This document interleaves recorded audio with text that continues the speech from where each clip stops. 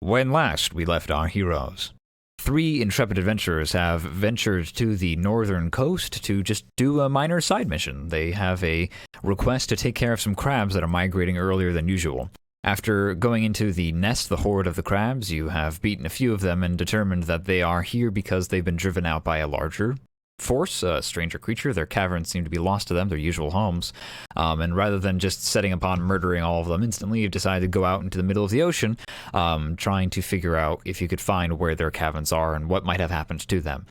When you have done this, the 3 of you discover just an island that doesn't seem to be on any map, that is full of lush life, beautiful jungles, a few drop-offs and overhangs of cliff sides, and a few vines to kind of climb up of. You lost a few pieces of material trying to find your way around here. You found some things that seemed like old archaeological pillars, some ruins, some archaeological dig finds.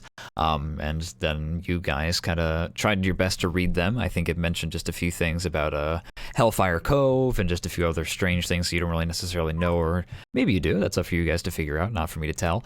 And then you continued exploring until you found a small cave, a small entrance down by the coast, down by the edge of where the island meets the water.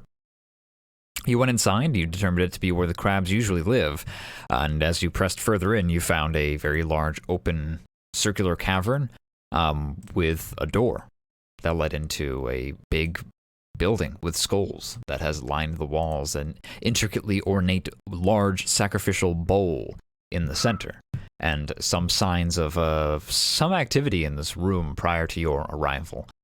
When you went to approach the sacrificial bowl, a very large, tremendous iron thing is what it seems like, you found 2 footprints that had been beaten into the ground, beaten into the base of the bowl, and you also found what seemed to be a bubbling mass of black flesh. Valerie threw a bone up into the bowl, and when that hit the ground, the black flesh consumed the bone and is grown into a much larger creature.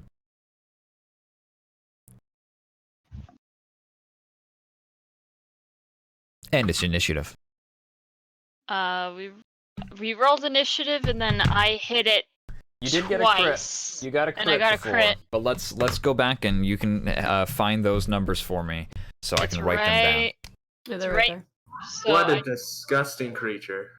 So I did a total of 7. Hold on, can we just re-roll initiative? I don't want to have to go back through the I have it right here. So the initiative. Yeah, we're literally looking at it. Yeah. Okay, yeah. Can you tell me what it is then? Because I can't find it, or if I can't find it, I'm bad at it. Umber is 16. Okay. Azarine is 17. Uh-huh. And Valerie is 9. So Azarine, Valerie, and then Umber. No, Azarine, Umber, then Valerie. Yeah. But a tiny adventurer. Okay, and then how much damage did you do on your first round? 20 damage. That's pretty good. Azarine, you leap off the back with Umber and reconvene with Valerie, and you throw a couple of chakrams and you cut into this thing. It raises up its hands that have kind of turned more into scythes than anything else, and your twin chakrams just slice through the flesh like it's butter, and a few of the tendrils and tentacles kind of slop off of it onto the ground, and there's a boiling, hissing sound as it screams in pain. Is it the end of your turn? Yes. Yeah. It is Umber's turn. Okay. Let's see. I'm going to just... Oh no, I clicked the wrong button. I'm going to cast a Hail of Thorns. Befriend Slug Monster. My favorite spell. No. Hail of Thorns. That hits.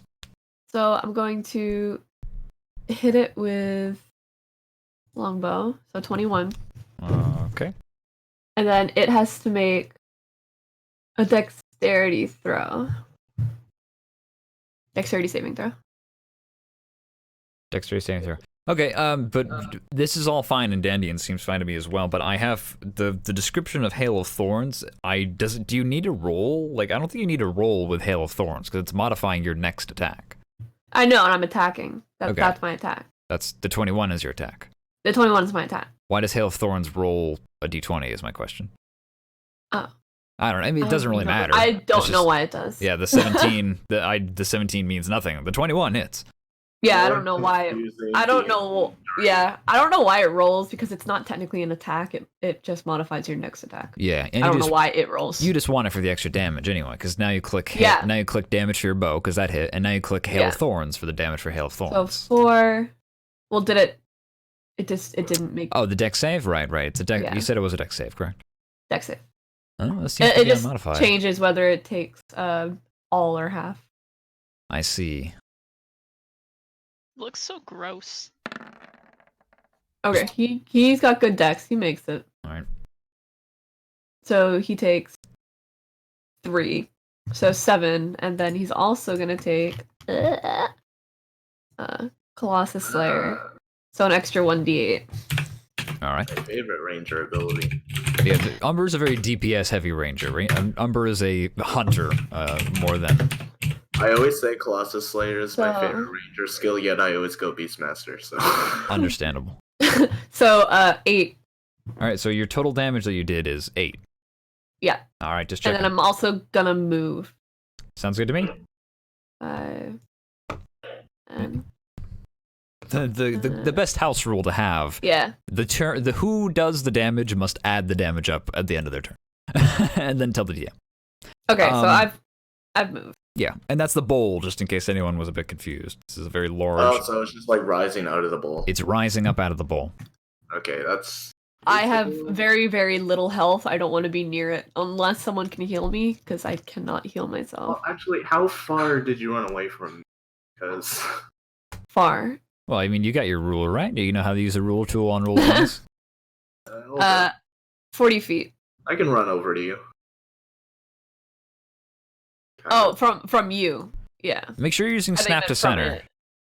it. I am. It's just my thing's Yeah. glitching out. It's annoying. There we go. Yeah. I'm 40. Oh, I'm 35 from it. wait, I'm on snap to corner. Excuse me. There we go. Snap to corner is useful for like determining how far spells like reach and stuff. Actually, it's not even that. It's not really all that useful. It is its turn. So gross looking. Yee. It is an eldritch type being. It's going to do this. It comes to the edge of the bowl, Oh. and it's going to make an attack action against Azrain. Can I not leave the ball? Dodge it. That's a big old nope. That does not hit the first one. It swings with its other scythe. It has this hissing, screaming sound as it swings down the second one. That. Ow. Alright. You know how it be sometimes. Take 5 points of slashing damage as this black ichor seems hardened into like obsidian, cleaves into your flesh and comes out the other side. It's just a small cut and it leaves behind this feeling of like burning sensation on your skin. But yeah, that's what Well, happens. It's gonna take that away from my temporary hit points from my my promenade hesitation. All right, it is now Valerie's turn. Yeah. Yeah. Yeah.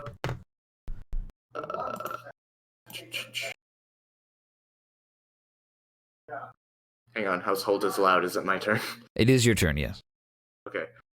I don't really wanna walk over to this thing, so I'm gonna shoot it. That sounds fine to me. I probably missed. That does hit. I'm sorry, that does not hit at all. Sorry, I don't know what I was thinking. I saw the cleave 22, and I was like, nice.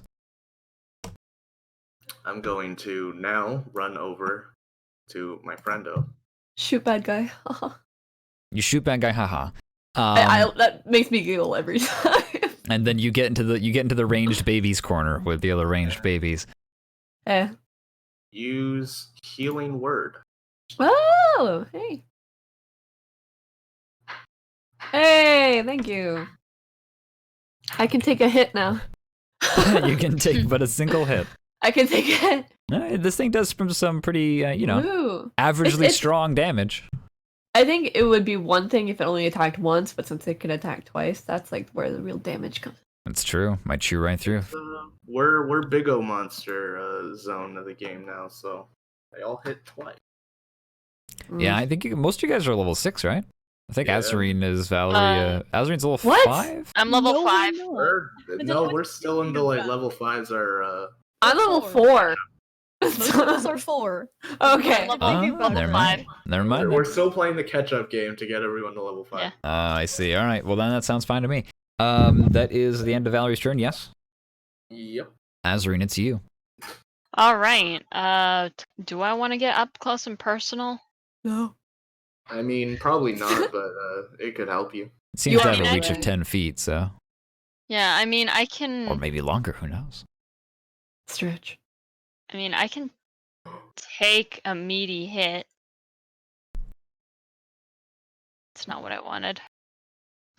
Just remember, any damage you take today is probably damage that you're going to continue to carry with you into tomorrow during the next dungeon you guys want to do. Yeah, together. the highest amount that it could hit you for is 28 damage All right, I'm gonna. with that attack. I'm gonna aftershock at first level. Needs to make a Constitution saving throw. 14. Nope, that doesn't make it. All right. Aha. What happens? On a failed saving throw, the creature takes 2d8 thunder damage and is pushed 10 feet away from me. So he takes 14 points of damage and is pushed back 10 feet. You 14 pushed him back into the center of the bowl. Isn't that counterintuitive? I'm just like, no, go back. How much into the damage? pool. 14. 14. Is there a in Get the back in your description baby for thunder? Is there a limitation on size? Does it No, say it- like up to like 2 sizes bigger than yourself or something like that? No. Okay, that's fine. It wouldn't impact now anyway. I just figured I would ask because Yeah. if you were to fight like, I don't know, a giant in the future, I don't think that would work. I'm pretty sure it has a size limit, but I just wanted to know for next time as well. It's a 15-foot cube. Any unsecured objects that are completely within the area of effect are automatically pushed 10 feet away from me. Don't worry about it. I don't need you to read me the whole spell right now. I just wanted to know if you knew off the top of your head. Assume this thing is a monstrosity, right? No. And then I'm going to just loop around this way. Wait, where was I? I think I'm just gonna go here.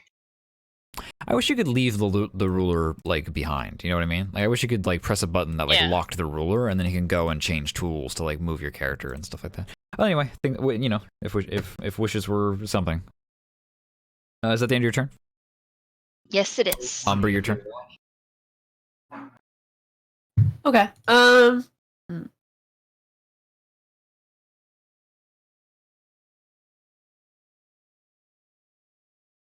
It's a Yeah, lovely I'm just gonna constellation. shoot it again. Okay. Shoot. The tried I thought and about true. it. I thought about it. It feels like that's a good choice. Do that archer thing. You thought about it. Sorry. You chatted with your friends about it. 14 does not hit. 14. Oh, okay. I'm sorry. I didn't do that. You fire into it, and it kind of gets stuck into the kind of black mass that's oozing off its back like tar. And the arrow is immediately like thunk, and it just starts to slowly drift down its body as you Aw. see now that it's kind of like it's like perpetually flowing like a black tar. Is that the end of your turn? Do you move? Yeah. Is your bonus action or reaction? No, I'm good. All right, I'm good. it is its turn. What? The creature grows. Why? Okay, so we're dealing with this. Why? Because we gotta get rid of the pit. Black tar monsters always are like negatively affected by fire. Oh, let's light it on fire. Fortunately, I don't think I have fire. Azarine, make a wisdom saving throw, please. Wisdom saving throw. I'm gonna be bad at this. It turns its face to look at you, and you see like a dozen eyes haphazardly spaced around its face, and they all immediately grow a pupil and lock down on you, and then you take 8 psychic damage. Ow. Alright, so we are dealing with an eldritch creature. Love it. That is not the end of its turn. I have a torch. I could always light one and throw it in. You can try it. I haven't. Oh God, Zone of acid. I hate it. The bowl starts to kind of tip and move around its space, and it kind of leans forward, and as it does, you start to see this brackish fluid begin to flow out across the floor. That's gross. I haven't taken any actual hit point damage, so. Yeah. It is Valerie's turn. But before we get to Valerie's turn, we're going to hard cut real quick to Brewkild sitting in a bar. She's by herself. It's a small tavern. She has a tall smoothie with several pieces of whipped cream and cherries on top. She is with Gareth. Gareth looks at her. He shakes his head disappointingly. Lovely. We hard cut back to the fight at hand. It is Valerie's turn. Let's use the tried and true. Ooh, all right. Roll the damage. Do you want to turn that spell into just an attack spell? So just like instead, just when it posts it, it doesn't say the spell description. I would if I knew how, honestly. Somewhere in the description, it's like output spell card versus output attack, and then you just want to switch it over to attack. It takes 11 points of damage. That's everything. All right. It's Azri's turn.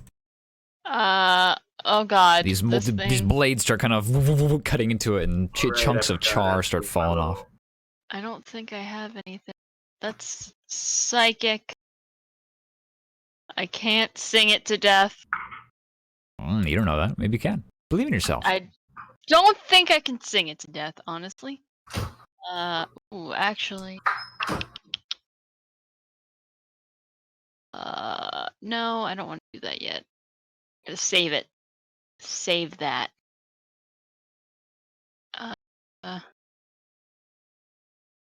Don't think that's gonna work on this thing. Alright, I'm just gonna tried and true.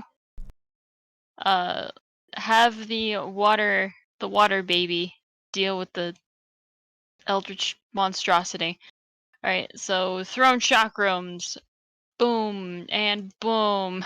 Ooh, I'm rolling really good today. 24 for That's really good. Yeah, that hits. Alright. 1, 2, 5, 6.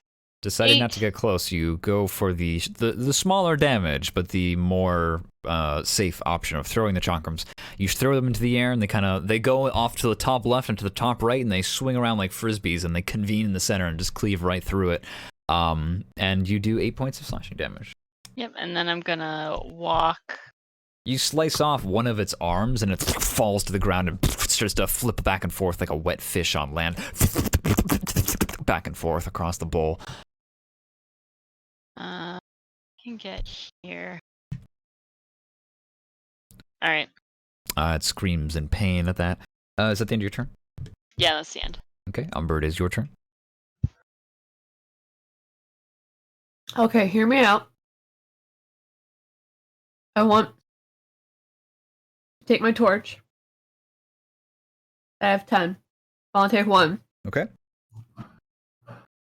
I want to light it. And I want to throw it. I want to throw it in the bowl. I think you're gonna need to make a dexterity check for me. Okay. What kind? Let's just a basic dexterity check. You don't have to hit the AC of the creature. But yeah. It's a heat of the moment that you're kind of just quickly trying to light this thing really quickly with your flint, and you put it in your mouth as you kind of get the flint out, and you quickly light it as fast as you can. And once it seems to catch a little bit, you take the torch and you just underhand toss it up into the bowl. And yeah, with a 10, it lands down at the base of the creature's feet, down where its little floppy flips are. And you do see it start to kind of catch on the creature and ignite. Why don't you roll 2d10 for me? Ooh. I was correct. Look at his 6. Damn it. Listen.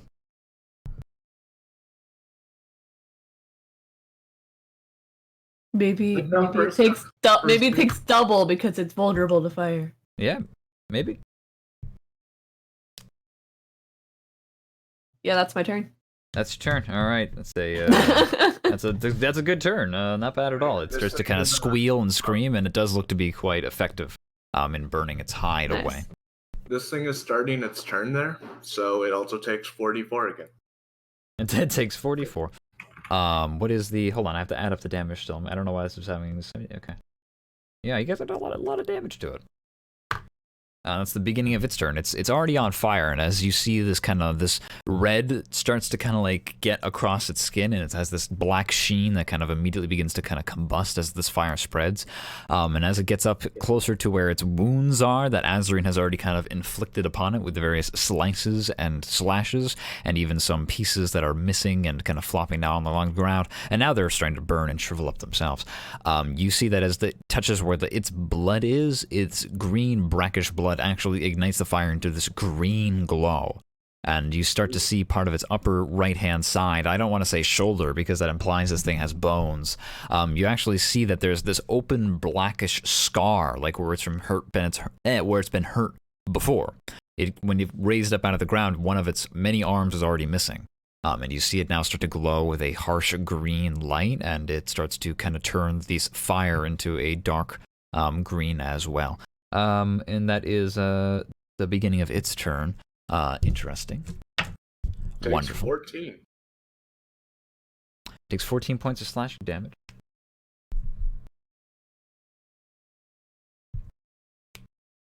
That's a lot of damage as you carve into it. More of these like sparks of green just kind of fly off across the room and splatter against the ground as more blades continue to carve into it. The fluid spreads. Oh, I don't like that. Yeah, What fluid? it's starting to remind me of something. I don't want to say. Up! Oh. Oh, we God. should get the fuck out of here when we can. The eldritch creature will reach up and look at its missing appendages, and it turns its ire on the person that just most recently wounded it. Several pupils align. Valerie, please make a wisdom saving throw. Yeah, that's fair. 14 does not beat 15. You take 9 points of psychic damage. Ouchie. These pupils just watch down on you, and you just hear this high, piercing, screeching sound in your head, and you feel like your eardrums are about to explode, but they do not. It's all in your head. But that doesn't mean it isn't real. That's the end of its turn. It is Valerie's turn. I'm gonna take another shot at it with my crossbow.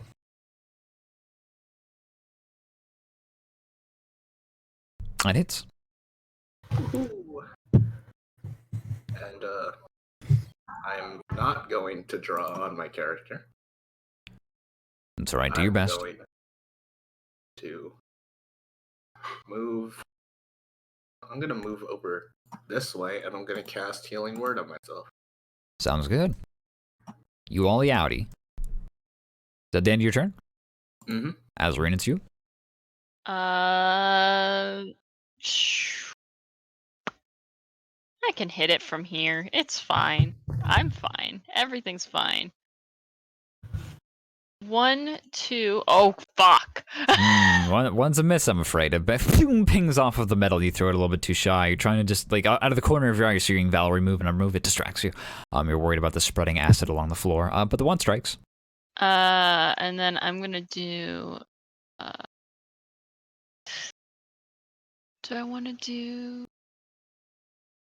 In this game, we sometimes use fumbles for various things. If you roll a critical failure, that usually means that the DM has an opportunity to do something terrible to you, but it's only at certain intervals. Not right now. If it would be dramatic, we would, but...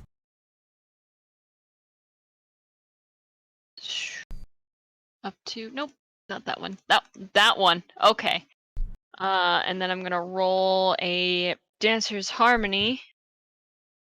And D8. Ugh, come on. I jinxed myself. So 6 points of damage. And I'm gonna add one more temporary hit point to my arsenal. This is not bad at all. Is that the end of your turn? Yeah. Umber, you go. All right. Umber Move on the over outs. here. I'm She gonna. rolls out of the way of the oncoming torrent of fluid. Mark down 1 torch. I'm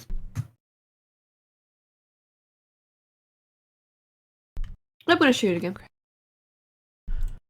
All right, sounds good. Well, I'm afraid you fire off an arrow and it flings wide and it hits the bowl on the opposite side instead, and it snaps. That will not be recoverable. Most of them aren't recoverable since the thing is absorbed it. I'm down to 13 arrows. Well, we'll see. Maybe you can get some back if you kill this thing and you can scrounge around. But it's the end of your turn, huh? Yeah. Well, it's the beginning of its turn then. Takes damage, right? That's how it works. Yep, this is the last time it hits. All right. 9. That's really good. Okay. If you can just remove the square for me, please. I don't. How do you do that? Just use using the mouse select move tool. Just click and drag a box across the box that you've made, and then it should just highlight it for you to delete it. Just the delete key. Yeah. Lovely. And the fluid spreads. I hate it.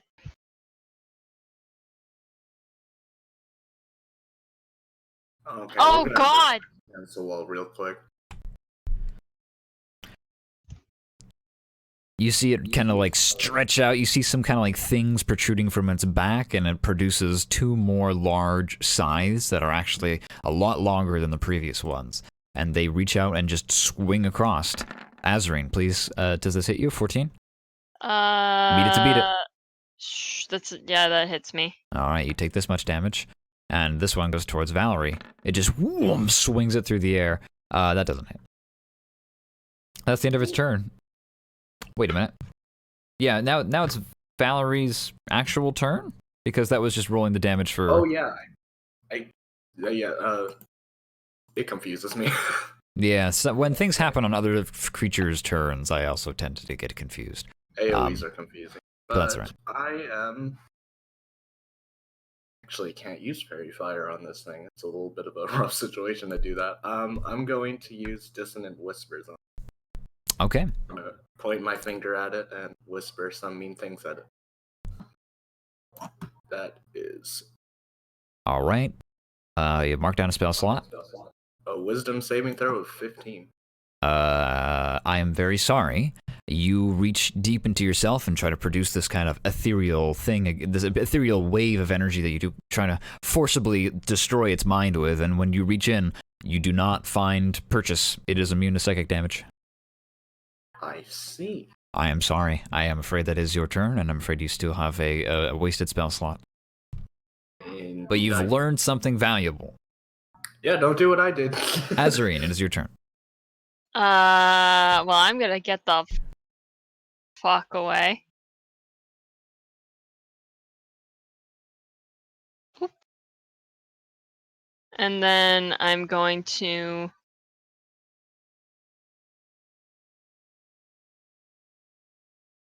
It doesn't seem to be affected by the acid that's spilling out. It seems to be producing the acid. Okay, then pushing it further back is not gonna help me. The bowl is just overfilling with this dark green and blackish fluid, and it's just pouring down the south side of it. Alright, let's do another round. It's 21 like a and 24. living fountain of black sludge and tar with eyes and claws attached to it. Those both hit. What is that? I want what Azarine's having. A good time. I'm having a great time, 10. Okay, I mean, 10 points of damage. You throw your 2 frisbee-like chakrams right after Hot Secession. That sentence didn't make any sense. That's all right. You throw the chakrams forward, and they just embed straight square at the forehead of this creature. Thump, thump, and it slowly starts to just limp forward, and thud down to the ground and slowly just slop forward, overhanging its body partially in, partially out of the bowl.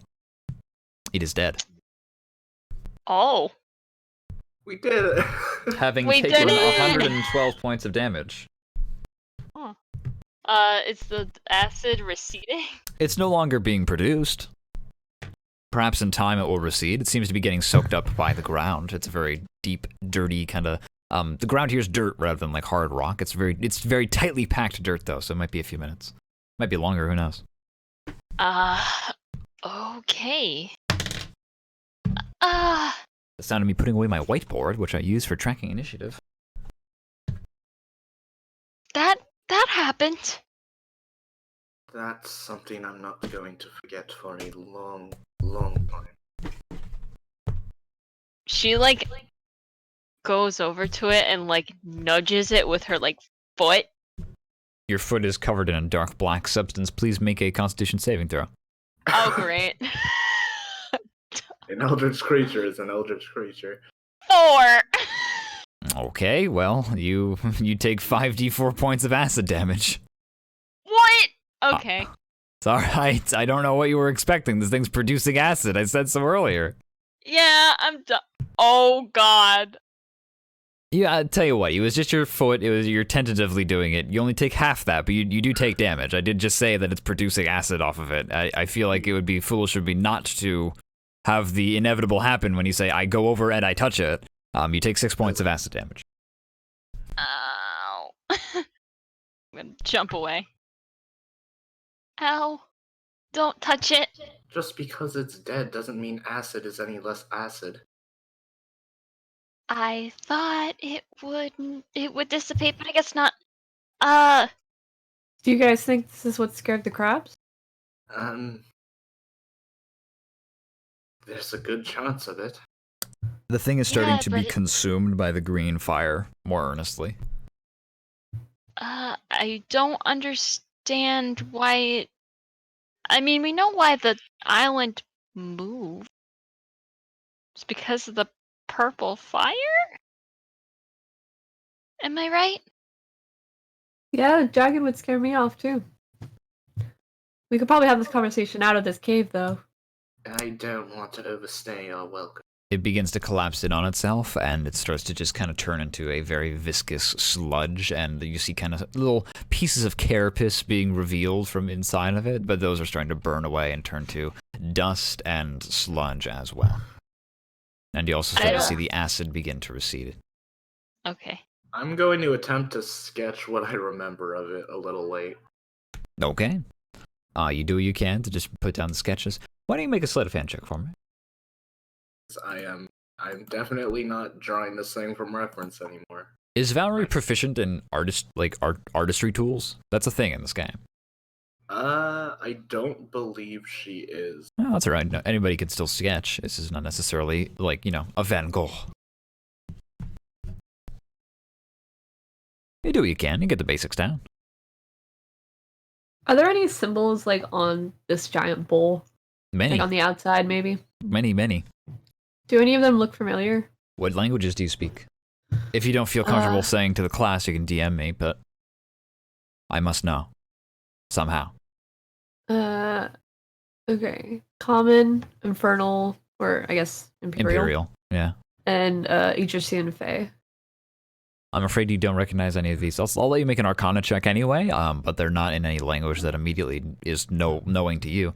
It's written in a very... nothing that I've seen before. Like, I don't necessarily need to know it, but I'm more like, have I seen it, like, anywhere? Oh, well, roll a history check. How about that? You're a well-traveled individual. Does this seem familiar to you? It's vaguely familiar. It looks like it's the cousin of something that might be familiar to you. Okay, well then I jot down some of the symbols and stuff. Can I tell if it's primordial? 'Cause it seems like a lot of the stuff that we've encountered is primordial. Why don't you make an Arcana check for me? You look at it and your mind says like, yeah, it's primordial, and then you go to read it and you're like, wait a minute. It's like seeing something written in Spanish from really far away. You might think it's English like at first, and then you actually approach it and you're like, wait a minute, hold on. Like now that I spent long enough for actually trying to read it, I don't know what any of these words mean. It's like the Dutch language. It just looks like English gibberish. Yeah, it just looks. It looks like it's written in a dialect of primordial, but it's not one you're really familiar with. You look out and you see some words that kind of remind you of like You see like the primordial equivalent of like the caution symbol, like sacred, like taboo, if that makes any sense. You see the word like taboo, but you're not sure if that's a negative or positive connotation, because like there are many things that are sacred that you're not supposed to touch, but there's also things that are sacred that you're not supposed to touch because they'll hurt you. So it's kind of hard to tell, but there's definitely a lavish amount of language written on the outside of this bowl. You just can't really read most of it. You just see taboo, sacred, lock. Sacred walk. Oh, and all around the outside of this, by the way, are those skulls that line the walls that have the elongated craniums. I want to take a peek inside the bowl. Okay, why don't you make a... well, now you've already done this before. You already had that acrobatics check from before. You reach up, you climb up the best you can, you scramble in there, and the inside of the bowl is now very discolored by just like gross sooty burn marks and black sludge that's still kind of like piled up in places here or there. But you're in the bowl, and it seems to be for the most part safe. In fact, now that you're inside the bowl, you see a lot more runes and more like cuneiform-like etching on the inside because the acid has eaten away at the top layer of dust and debris that had covered it. This bowl looks a lot more like coppery in color now.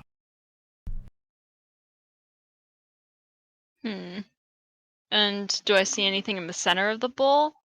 You see a small hole about 1.5 inches thick in the center of the bowl, and then 2 really big footprint marks. And then there's also a spiraling, there's spiraling runes that kind of spiral in the bowl down to the center.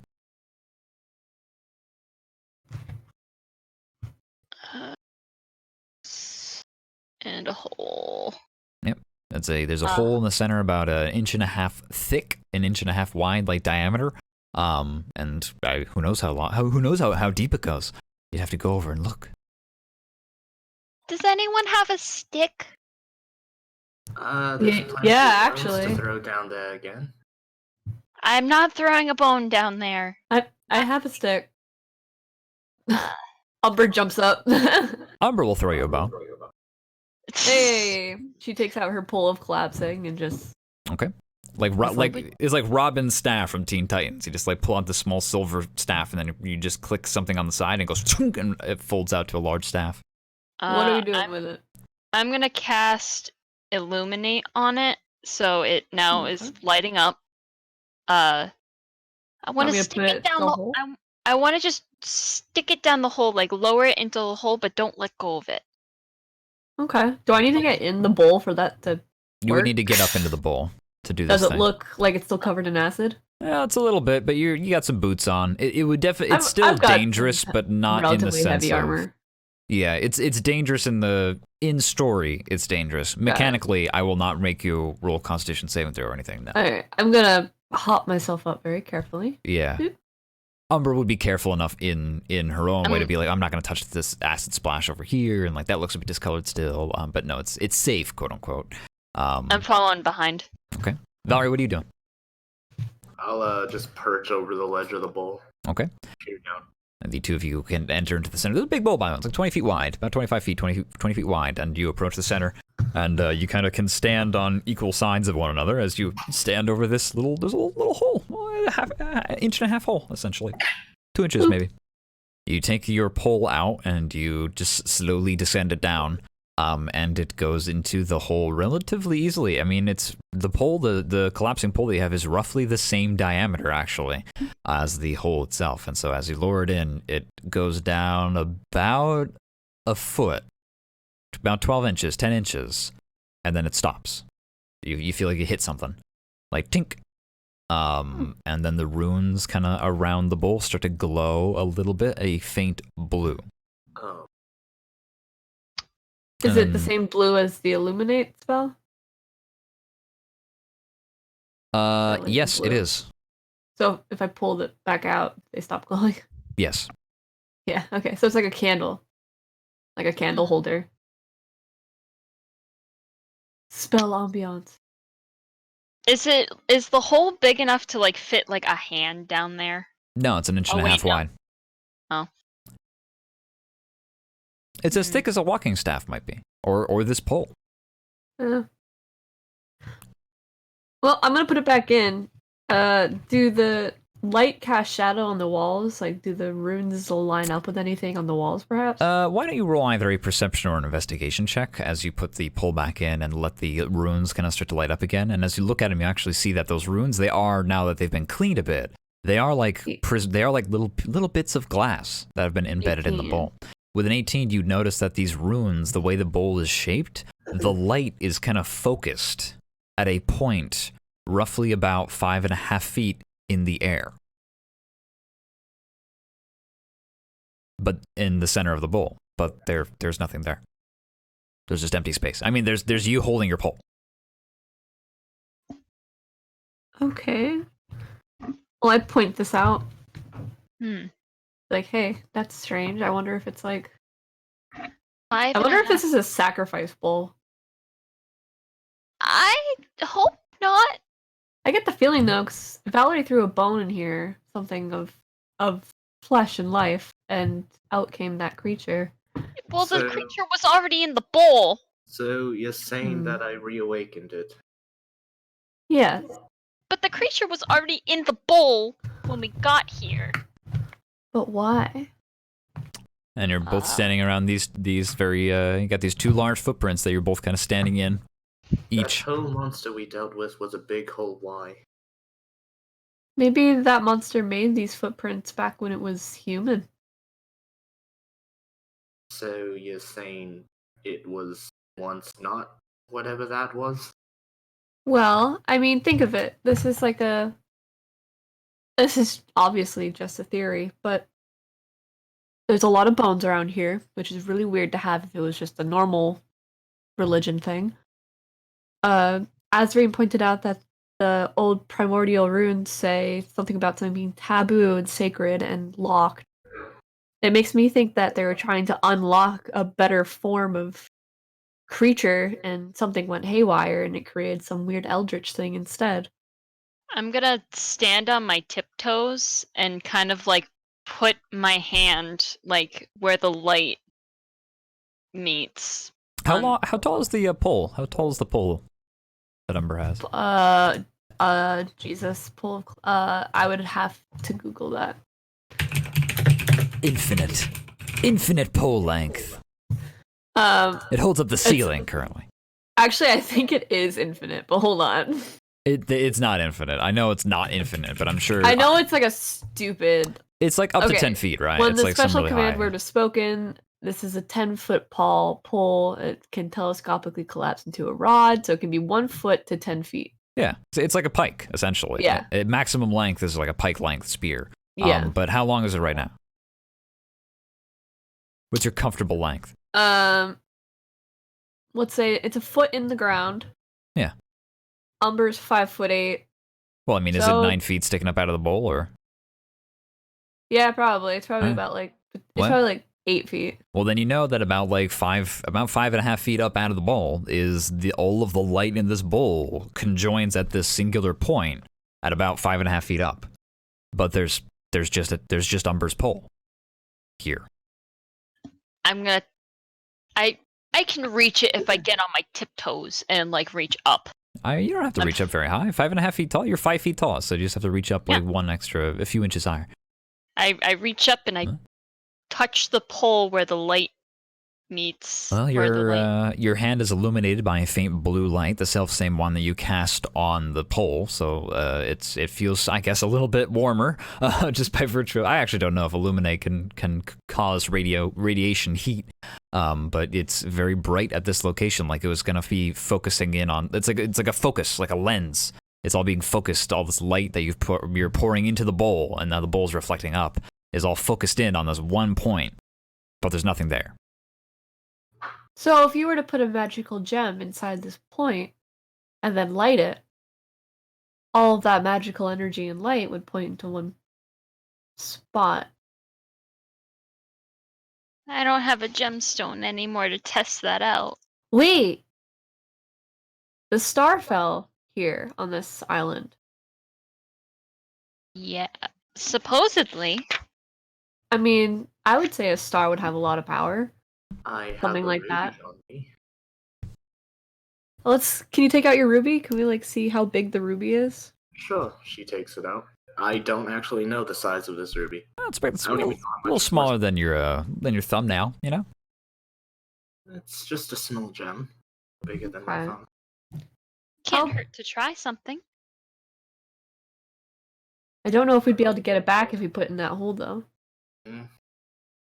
Well, see you later, little guy. Depends on how dexterous you are. That's true. Well, you pull the pole up out of the ground, and then the light all dims, because the pole's no longer generating the light. Well, the pole's still illuminated, it's not in the hole. Yeah. And actually, if you look down in the hole with your 18 perception, you can see like at the bottom of the hole is like what looks to be some like the bottom of it's made out of glass, and it looks like it refracts the light like across the rest of the bowl, like through all the different runes and stuff.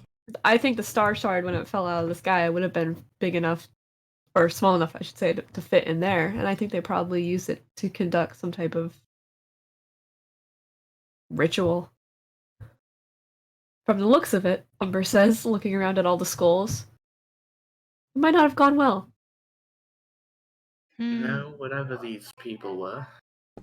And that thing didn't try to come out of this bowl. It's almost like it couldn't. So it makes me think whoever it was attached to this bowl. Perhaps made in this bowl. Ugh. Creepy. Born by the bowl, undone by the bowl. Well, let's drip that little ruby in there. Well, see you later, little guy. She tosses it down in the hole. All right, it's only like it's only about like 10 inches down. You drop the ruby down there, and it sits at the bottom. Let's light it up. I cast Illuminate again on the gem. Okay. Well, the gem is glowing a faint blue now. And can you change the color of it or anything like that, or? Yeah. I probably just make it red. Just to be fitting. Yeah. That's all. Well, now red light is starting to fill up the bowl, and all of the light is once again being focused up into this point about 5.5 feet up. So it's kind of like you're in a cone of light. It forms kind of like an hourglass as all of the light kind of conjoins at one point, 5.5 feet up, and then it continues to kind of like fan out in a large cone above you, kind of like shaped like an hourglass, and illuminates the ceiling above you and stuff like that. I'm gonna do a really stupid thing. Okay. I'm gonna crouch down, and I'm gonna look in the hole. You see a glowing ruby Lovely. at the bottom of a 10-inch hole. You actually roll a investigation check. Maybe there's bones that can be thrown to you, and then you can also grow into a large eldritch being. 18. Stop using bones. You see the inside of this hole. You can tell is actually there's like you don't know, like kind of like you're the medieval setting. So screws aren't very common to you, or everything's held together by nails for the most part. But you can kind of tell like where there's threading. Like something was screwed into this hole. And you can also see that it's all like destroyed and broken, and you can see scratch marks along the inner diameters of this wall, of this channel, of this canal. And it looks like that there was something in here that's been rent out of it, like just forcibly ripped out of this hole. Ah, okay, I get it. It's not just a random hole. Something was here. I'm assuming whatever made these giant feet prints, wrenched a thing out of the ground. I think we need to talk to that man that wrote the book you have. I agree. I don't know where he would be though. I mean, last I heard, Okay. last I saw, I think he was on his way to.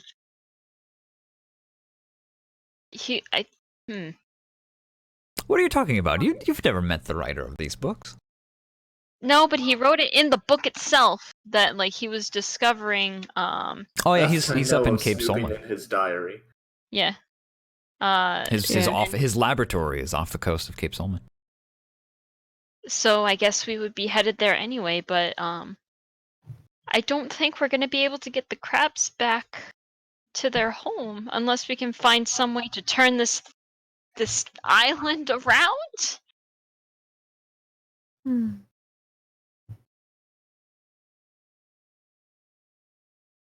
I think this job might be a little bit too much for us. I guess I could try talking to it. I have one spell slot left. I don't think you can talk to it from above the ground.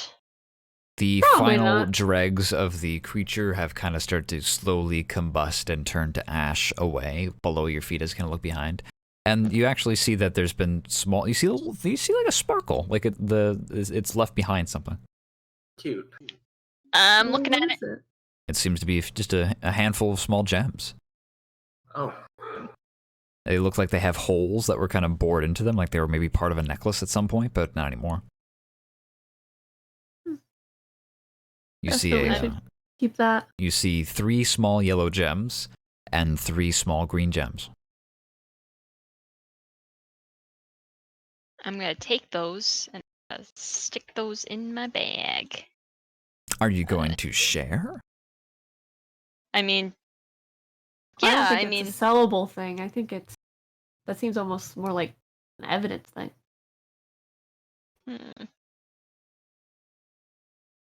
So do you want me to keep the yellow and green gems, or do you want to split them?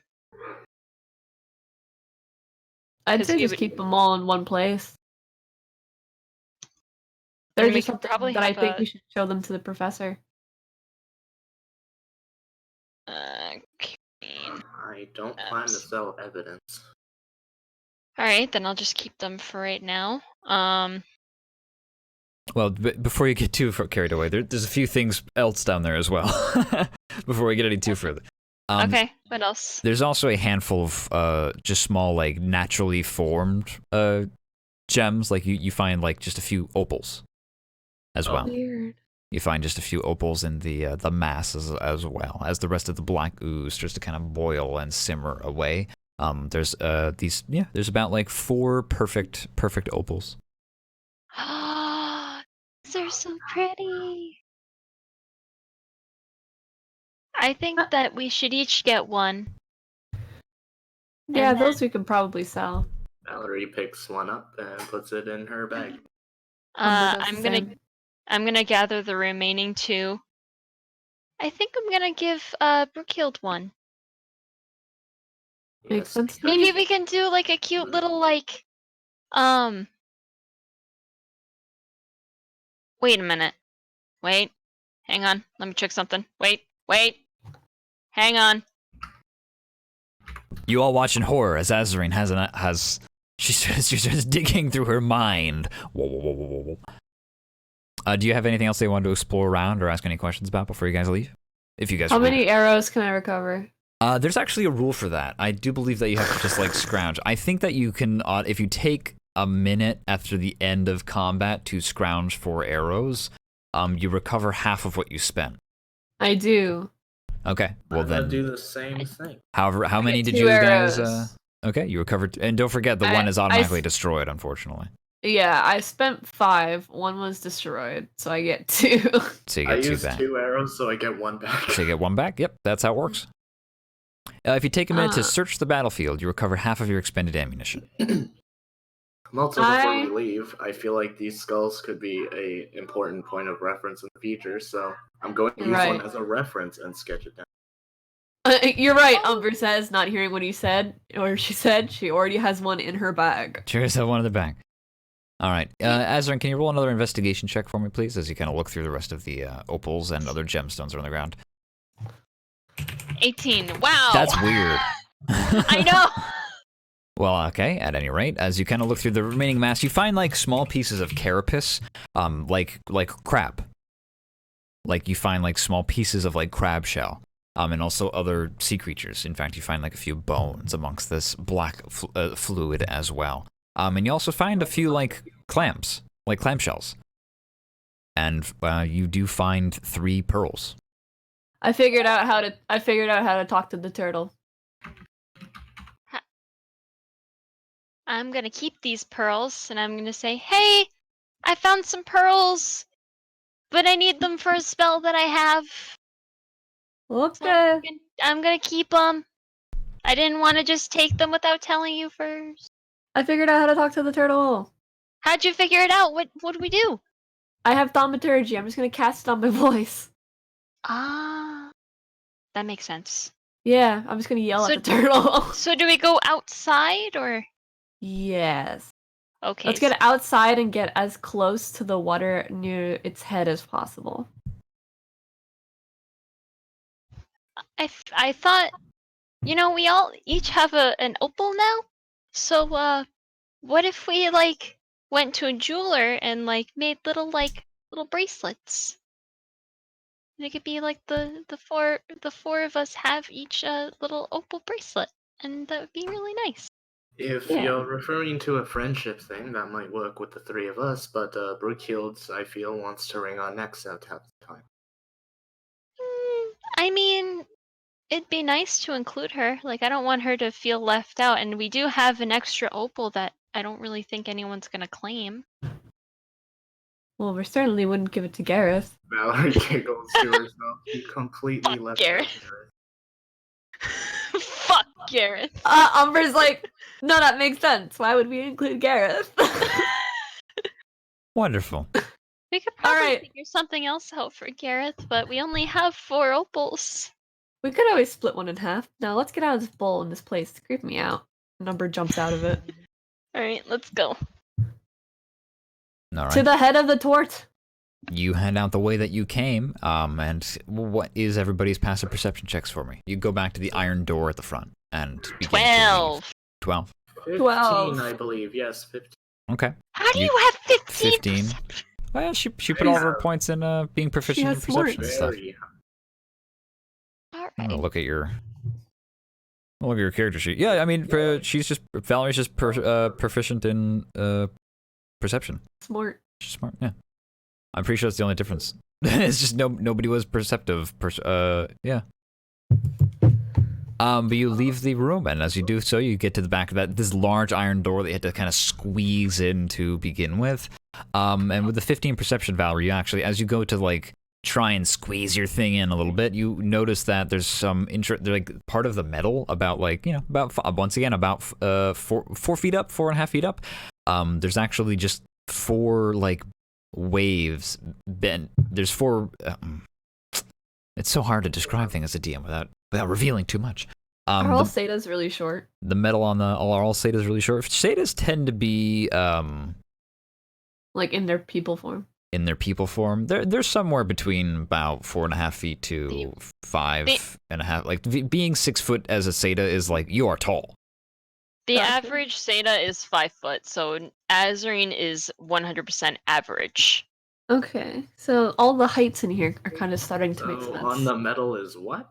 The metal's bent about 4.5 feet up, and you can tell a door. It's on hinges, but one of the hinges is like broken. This door is quite messed up. Maybe that's why it was so hard to get in, but why? Now that you're on this side of the door, you can see the damage. Do you think maybe that thing tried to get out before? I didn't notice it when we came in, but this thing is bent a whole 4 feet up. Umber, do you want to roll a insight check for me? Sure. Sure, maybe. I don't know. 10. No, I'm rolling a lot of 10s. that's a lot. I mean, that's average. I mean, if you take some time to kind of like think about this problem, I think any person that has like of average intelligence rolling a 10 could probably piece 2 and 2 Nice. together. Just from the way you're kind of looking at the way the hinge is broken and the way those like the way the metal's bent. It doesn't look like something tried to get in. It looked like I'm sorry. It looked like someone tried to get in, not get out. Looks like someone forcibly got inside this room. The guy with the boots. The guy who took whatever was inside the bowl. And either he got out with it, or he became that thing, or that thing Ate him. just became. Not sure. That's the part of the puzzle that's not really adding up. We understand where the guy with the boots comes into play, but is that before, after, or during the monster? I don't remember seeing this when we came in, but I feel a little foggy. Do you think these are fresh? Can I examine it? Why don't you make I'll let you choose either an investigation or a perception check. Ooh, really bad roll. Well, 12's not terrible.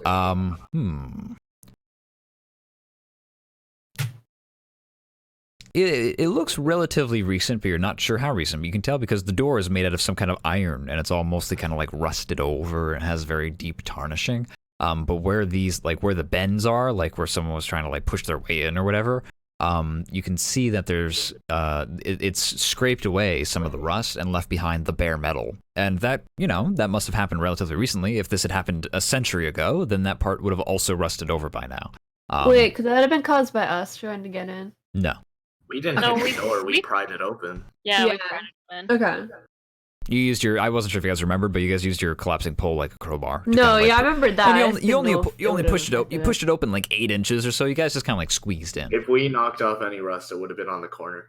Yeah. But like around these, also with a 12 perception, it's 4 indentations on the door, on the inside of the door. It appears to be recent, but I wouldn't be able to tell you if it was either a few weeks ago or right now. Could have been 5 minutes, could have been 5 days. It seems like there's several indentations. For all we know, it could have been the crabs trying to get in. I don't think it would be the crabs. I don't think they could do this kind of damage. Most likely it was whatever took the thing from the center of the bowl. Which one of you guys is the smartest? I'm still thinking because if a crab like intelligence-wise, 2 claws on each hand, and that would make 4 points. I'm a flat 0 in the intelligence department. I'm a 1! All right. You're smart! Roll an insight check for me. I feel like the crab, the 2 claws. This is actually quite fitting. Damn, this party's stupid. Yeah, Brookefield, it is. This is the dummiest thick party I think I've ever run. 17. Umber, you tended to... Ooh, you know what? I feel like this is something I should preferably PM. Gotcha. Is it about my crab theory? We're all dummy thick in this party. Hear me out. There was a crab, big old dude. Bam, bam. He was also wearing boots. Went in, stepped on it.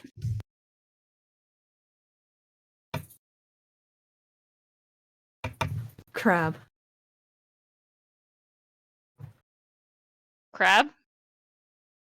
That's just where I'm thinking. I'm thinking crab.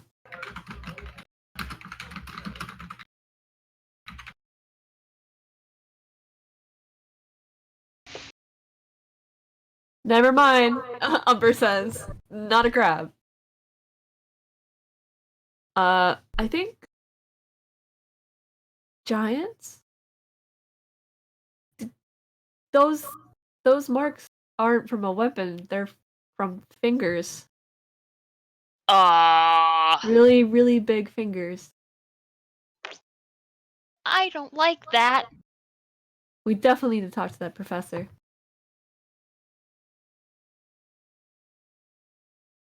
Well, his research lab is located in Cape Solomon, but what are we gonna...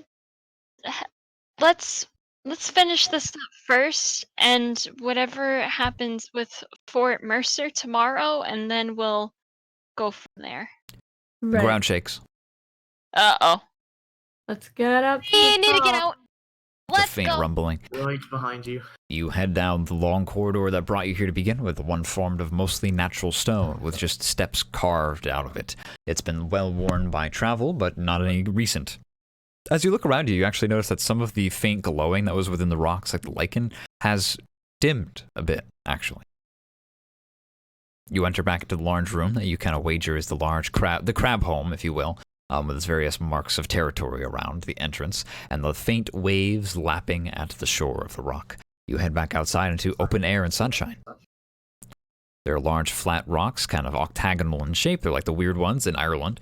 And you kind of start hopping up the sides, trying to climb back up to the top of the island. I won't make you roll or anything. You've traveled this path once. It just takes a certain amount of time and finesse, but you do so. You're back up where the grass is green, and you hear birds chirping, and there's lots of things to see, like butterflies and tree leaves. What do you do? I want to get to the as close to the head of the tort as I can. Which way's the head? Azarine knows. Yeah, it was over here. It was definitely here. Wait. So you guys crawl out of this cave and go up the side. Now you're back up on the land. I think it was over here. Because the island was, last I checked, the island was traveling this way, right? Yeah, it was traveling east. Alright. So I guess we're at where we need to be. You see a large open plain that leads to it faintly rolls uphill until there's just the drop-off cliff. And as you look over the edge below, you just see this large cliff is overhanging empty space and then just open water below you. Okay. This is either gonna work or it's not. So, let's see. We zoom out really far away to hear Umber's voice. I'm gonna cast Thaumaturgy, and I'm going to have my voice boom 3 times as loud as normal.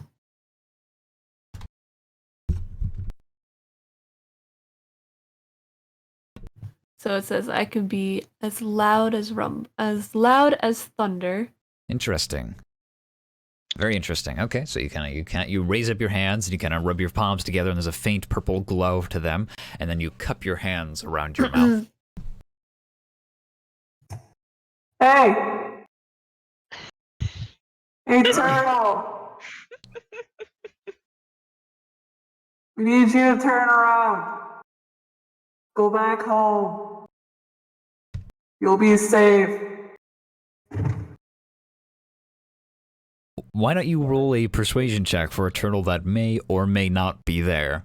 It may or may not exist. We're just making assumptions. Right, and you also speak with animals. Yeah. So mark down your spells appropriately. How many spells do you have left anyway? Are you kind of banking it all on this last spell? Okay. Why don't you roll a persuasion check for a turtle that may or may not be there? Okay. Does anyone have ambassador inspirations?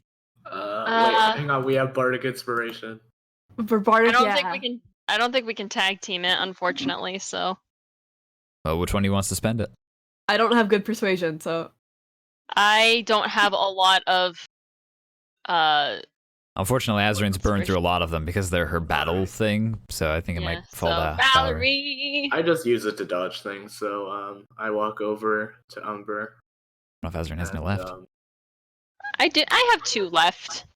I pat her on the back and I just say, "That was really cool." Nice. Cool.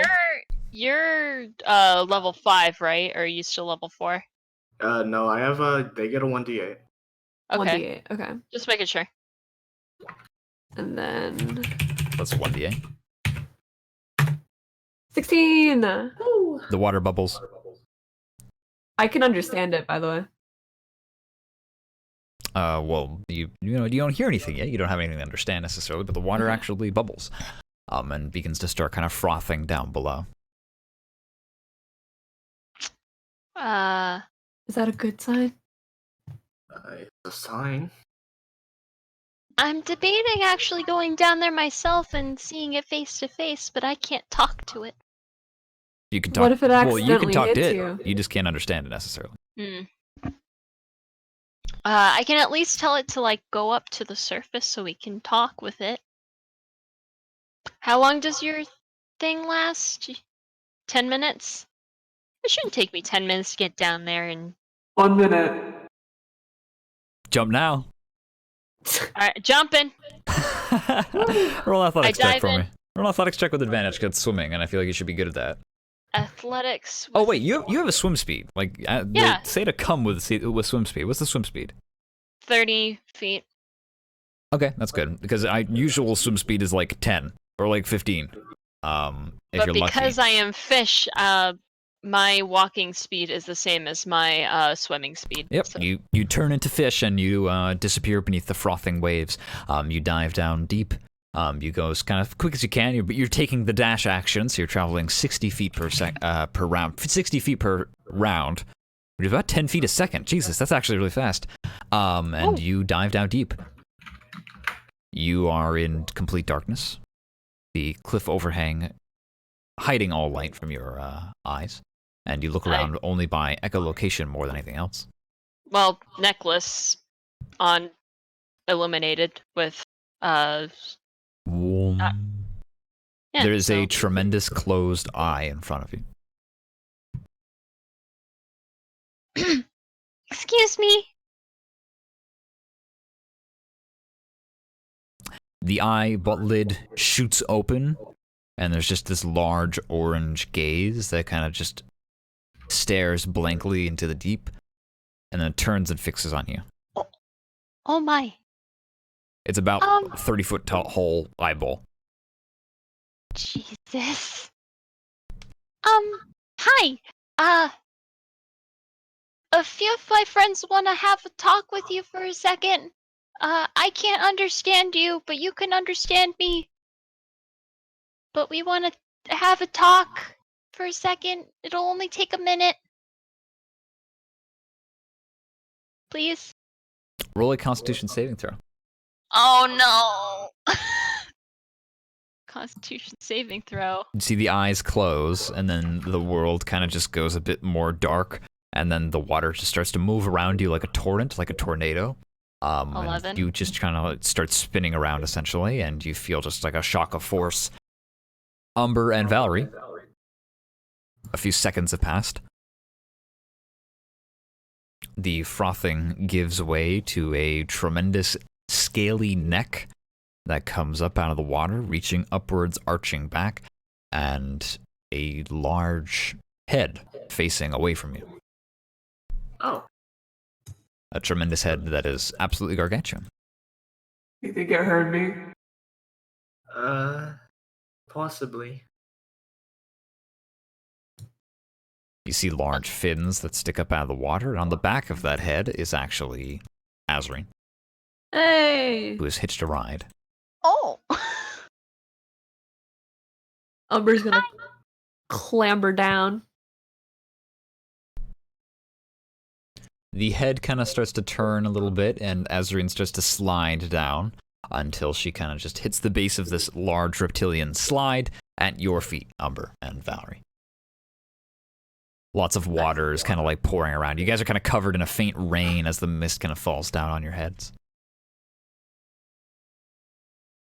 So we would definitely correct on the big turtle.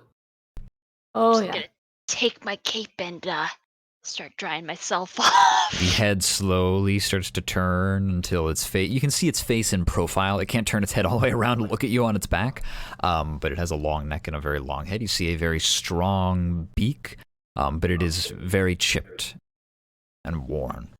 And you see a single eye that looks at the back of you.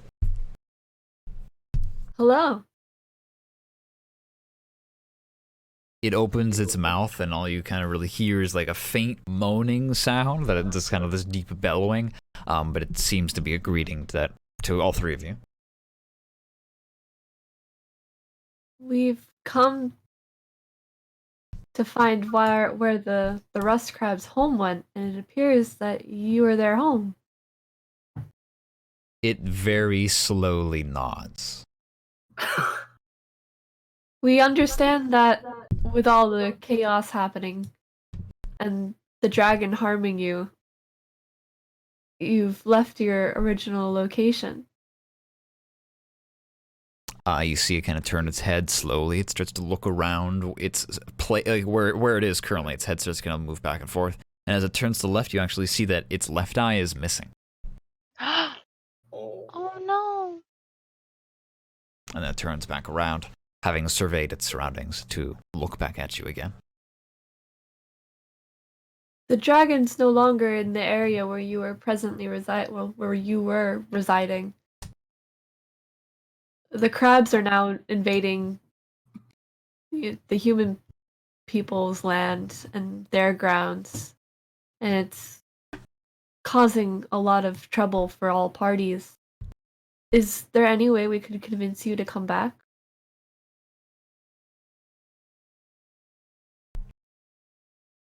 It opens its mouth. This is all happening pretty quickly.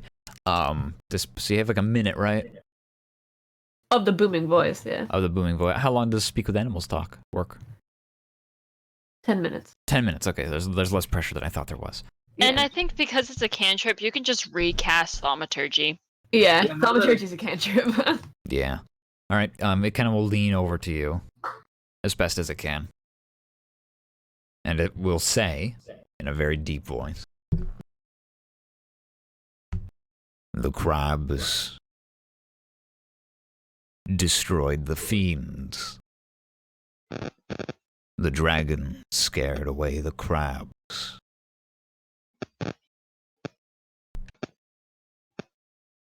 Mhm. By fiends, do you mean the things that were living in the caves? Yes.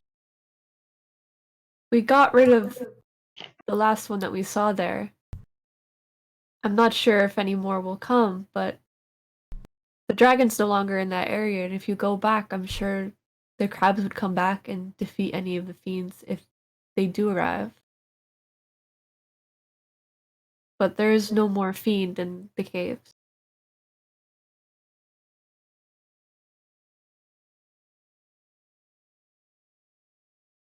It kind of looks. It's continuing to like look at Azarin actually every now and then, like it's expecting Azarin to do something. But there's no doubt in my mind that Azarin would have no idea what that might be. So don't feel any pressure. She's like looking at the two of them, and then she's like, I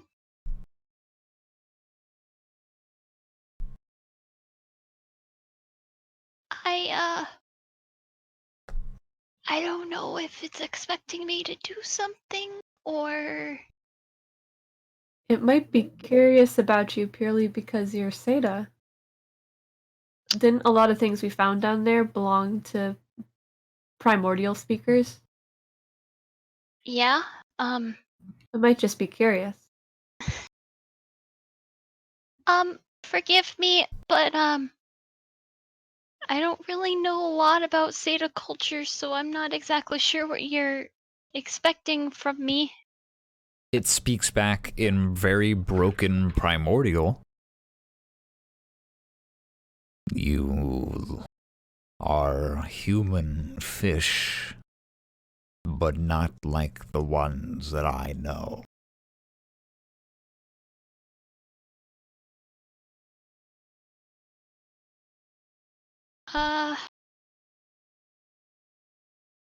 I suppose not.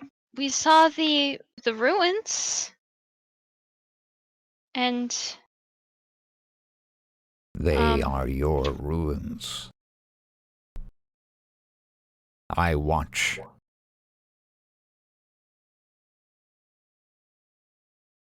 I protect.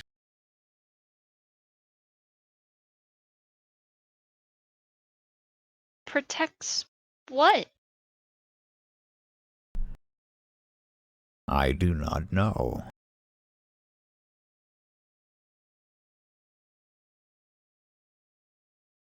The things that the human fish think dangerous,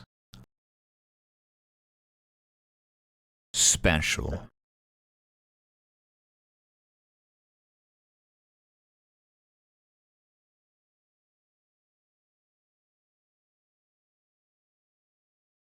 Once many human fish came.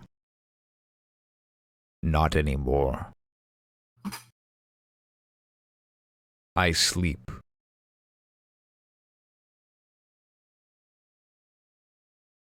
And she's like translating this to the others.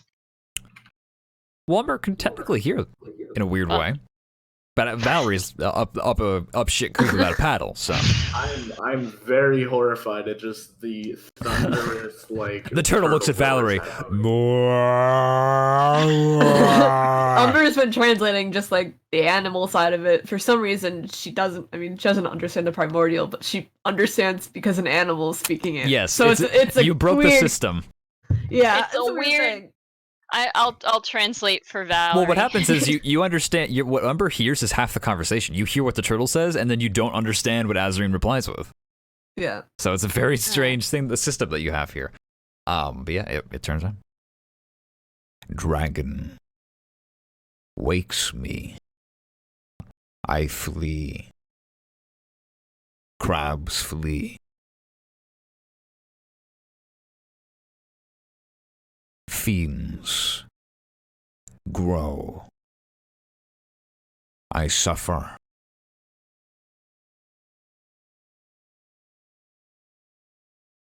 You mean the goopy tar creature thing?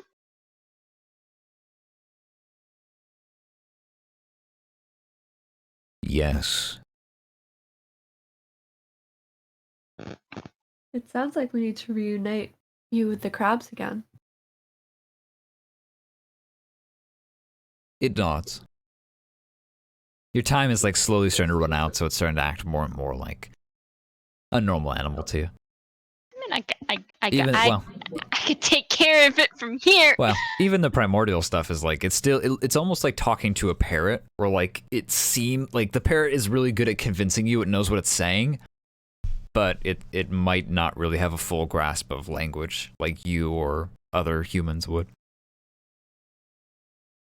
Wait, so when it starts speaking primordial, am I just like hearing weird, deep primordial noises now? Yeah, well, you hear like imagine a parrot trying to mimic Spanish, and then picture that just pitched down like 400. This is probably such a trip for Valerie right now. But yeah, I mean, it's primordial, quote unquote. It's just like a picture of a parrot trying. Yeah. Me gusta. Me gusta. But yeah. So, are you willing to return now, or are you not comfortable going back just yet? Fear. Fear dragon. Fear dragon. We can keep it safe from the dragon, right? Not forever. Slaughtering a dragon, you know. I like take people. crab with me. Huh. Can we get the crab back? Weren't they following us? Because they led us here, didn't they? A crab led you here. Well, how about we can tell the crab to come here if you Get can your tell belongings. if you can tell the turtle to stay put. Oh wait, how about we tell the turtle to return, because we're in the middle of nowhere. He doesn't want to go. He doesn't want to go back because of the dragon. Hold on. The crabs are in a new location. There's 3 different locations. Yeah. There's where the turtle and the crab's home is, which neither of them are at now. And then the crabs jumped ship, quote unquote, to the Red Coast. Actually, how far did we sail off on this big turtle? I don't know. Well, how about you roll a nature I check? don't know where we are. Why don't you roll a nature check for me? This is not my preferred location. Also, I can't help you. if this turtle is from Hellfire Cove, where the fuck is that? That's not in Alexandria, I can tell you that much. I think the turtle is Hellfire Cove. Who knows? Who knows where you are, Valerie? I can't help you. The sea is not my preferred There's environment. no landmarks, no star charts. It's still midday technically, so. I don't know if the crabs would be willing to relocate from their normal migration points. We could always ask. My have to try. crabs. What? My crabs. What did the... It's his crabs. I am she. It's her crabs.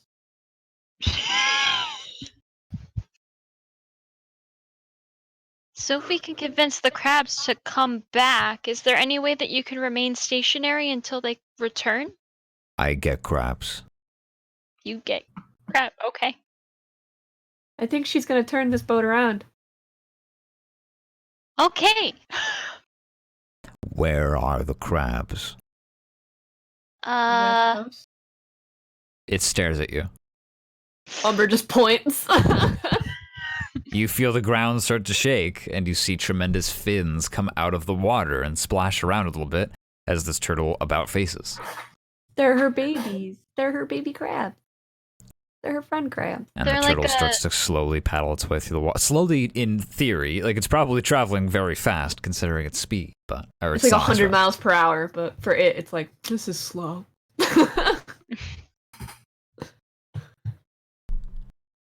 What happened to the bad men? Bad men? Where are bad men? Which bad man? Tall? Big man. I Bigger don't know. than you. Smaller than a turtle. Oh, the giants! Oh, Giant. the footprint. They're not here anymore. Good. Turtle says Okay. nothing else. Unless you say something else. Thank you.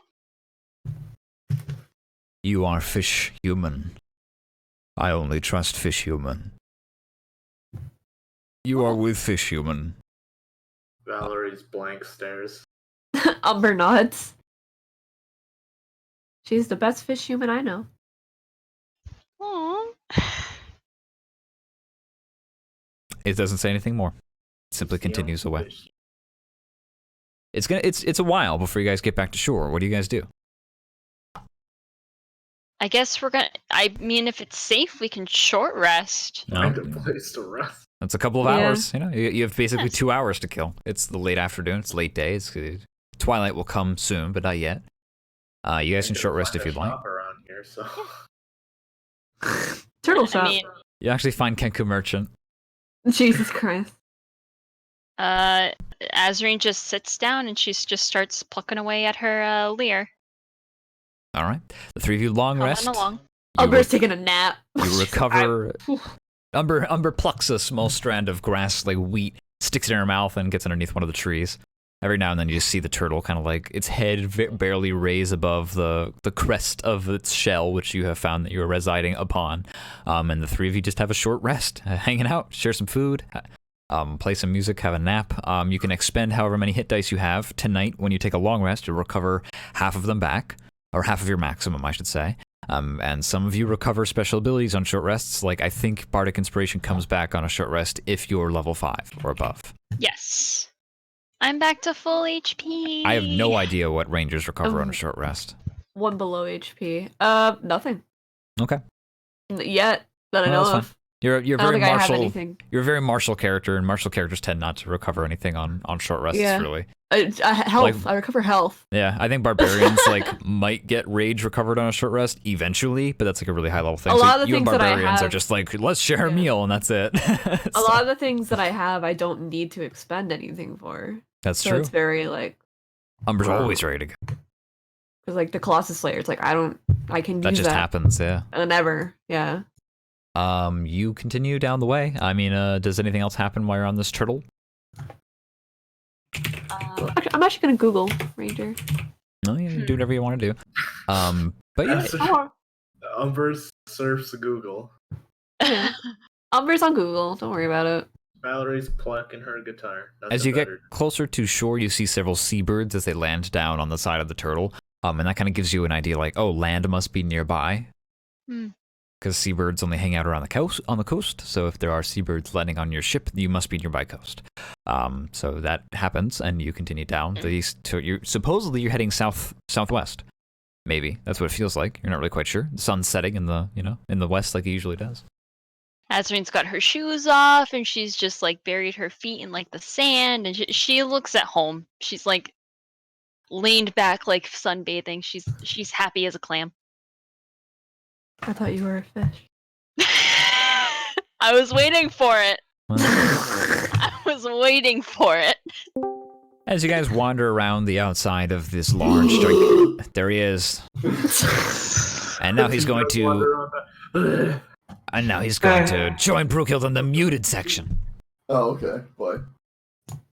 And as you continue to walk around the outside of this tremendous turtle that you have discovered at sea, that is the island, you wander around with a perception check of basic 15. You'll actually continue to find stuff in the ground that's just like pottery, like old pieces of shattered pottery and things like that. And, what? DM. What? We've got got like another like 2 hours till we get back, right? And I don't need to short rest for that long. So can I? Part of this turtle is forest, and forest is my preferred environment. Can I scavenge? Scavenge? Is Can scavenge a I special ability that just works? Can I scavenge? It works when I'm in a forest.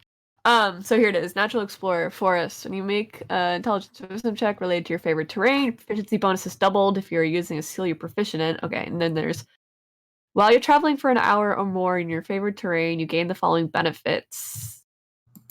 While traveling, okay, so difficult terrain doesn't slow groups travel. Group can't become lost even except by magical means. When I'm engaged in another activity while traveling, such as foraging, navigating, or tracking, I remain alert to danger. Okay. If I'm scavenging alone or traveling alone, I can move stealthily at a normal page. When I forage, find twice as much food as I normally would. While tracking other creatures, also learn exact numbers, sizes, how long ago they passed through the area. All right, well, roll a either investigation or survival or perception check, and I will let you pick, but depending on which one you pick, you'll get different results. And make sure you add your proficiency bonus twice. So wait, so what were the 3 you gave me? Survival. If you roll survival check, I'm gonna pick if you roll survival if you're like you want to hunt game and you want to like forage for food and stuff like that. Roll investigation if you're actually kind of like playing archaeologist for a little bit, and roll perception if you're just trying to keep your mind and eyes open to whatever there might be. Fair. +2. 17. All right, yeah, you find a lot of meaty goals for the most part. That's like the primary animal here. I'm looking for things that I can also like skin and have the hide from it to sell and stuff. Well, like you that. find there's small rodentia here as well. Like there's small like mice, rats, and other marsupials that have actually not other marsupials. There's marsupials in addition to rodents. Is what I'm trying to say. Mm-hmm. You would actually find there's this might be a bit fucked up, but animals gotta live.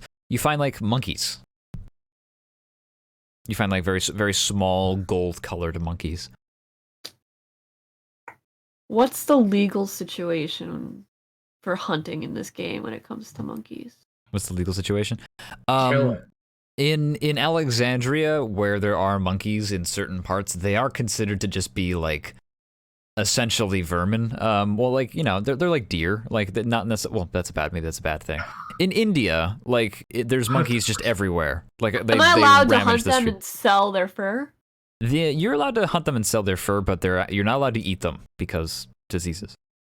That's fair. People don't eat monkeys. Well, here, I have a lot of rations. I'm not really worried about that. I wanted to find stuff that I could sell. So like anything oppressive. So golden fur to me sounds like something that I could sell. Yeah. They're kind of they're kind of vicious. They're a subcategory of they're a monster, quote unquote. They're not like a fiend, but so they are like you're fighting like a baby Rajang is kind of what's going on here. But yeah, how many can I get? With a 17, you can probably just get a couple of them. Basically, you get a few good arrow shots from afar, but as soon as they are alerted to your presence, they will just ascend to the treetops, or they can't get you. And the ones that are still kind of wounded by our arrows, like they fight viciously. Like they're very angry little monkeys. They're little terrors, really. Listen, I appreciate them, and I will thank them for their offering. Yeah, their body. You will finish them off, and you will procure 2 quickly and mercifully. Umber doesn't take joy in hunting; she takes pride in it. So she's very quick, to the point, just very like dead, no suffering. Right, you put them out of their misery pretty quickly. You strike them either through the heart or through the chest, and they bleed out. Exactly. They bleed out so fast that by the time they notice you're there, they're dead. Exactly. And then you skin, and the meat you leave out for other animals to forage upon, because that will not be good for you. But unless you're like a bugbear, like unless you're like something that's a little bit more on the animalistic side, on the beastly side yourself. But like if you're a human, that might be a bit risky business. Not. I don't think Imperials are. No, I don't think you're far enough divorced, unfortunately. But yeah, you have 2 golden pelts to your inventory. They weigh about 3 pounds each. Okay. Well, wait, hold on. They'd weigh a lot more than that. Okay. The monkey you got it from was like a good 30-pound monkey, 35-pound monkey. So they'd probably weigh about 10 pounds. But a lot is muscle. That is true. Fur doesn't really weigh that much. All right, yeah, well, 2 pounds then for each of them. I'm afraid I'm not experienced enough as a hunter to know what percentage of a creature's body weight is its skin. Skin's the largest organ. However, skin is not the heaviest organ. All right, well, add 2 pounds. So 2 pounds each, so 4 pounds total for the 2 pelts. Sick. And they are called tiger monkeys, if you're curious. Awesome. Umber comes back with just pelts No. and in a bag. Does anybody else do anything upon the turtle? I'm just plucking my guitar. All right. Within a couple of hours after your short rest is complete, the shore is within sight and the island stops.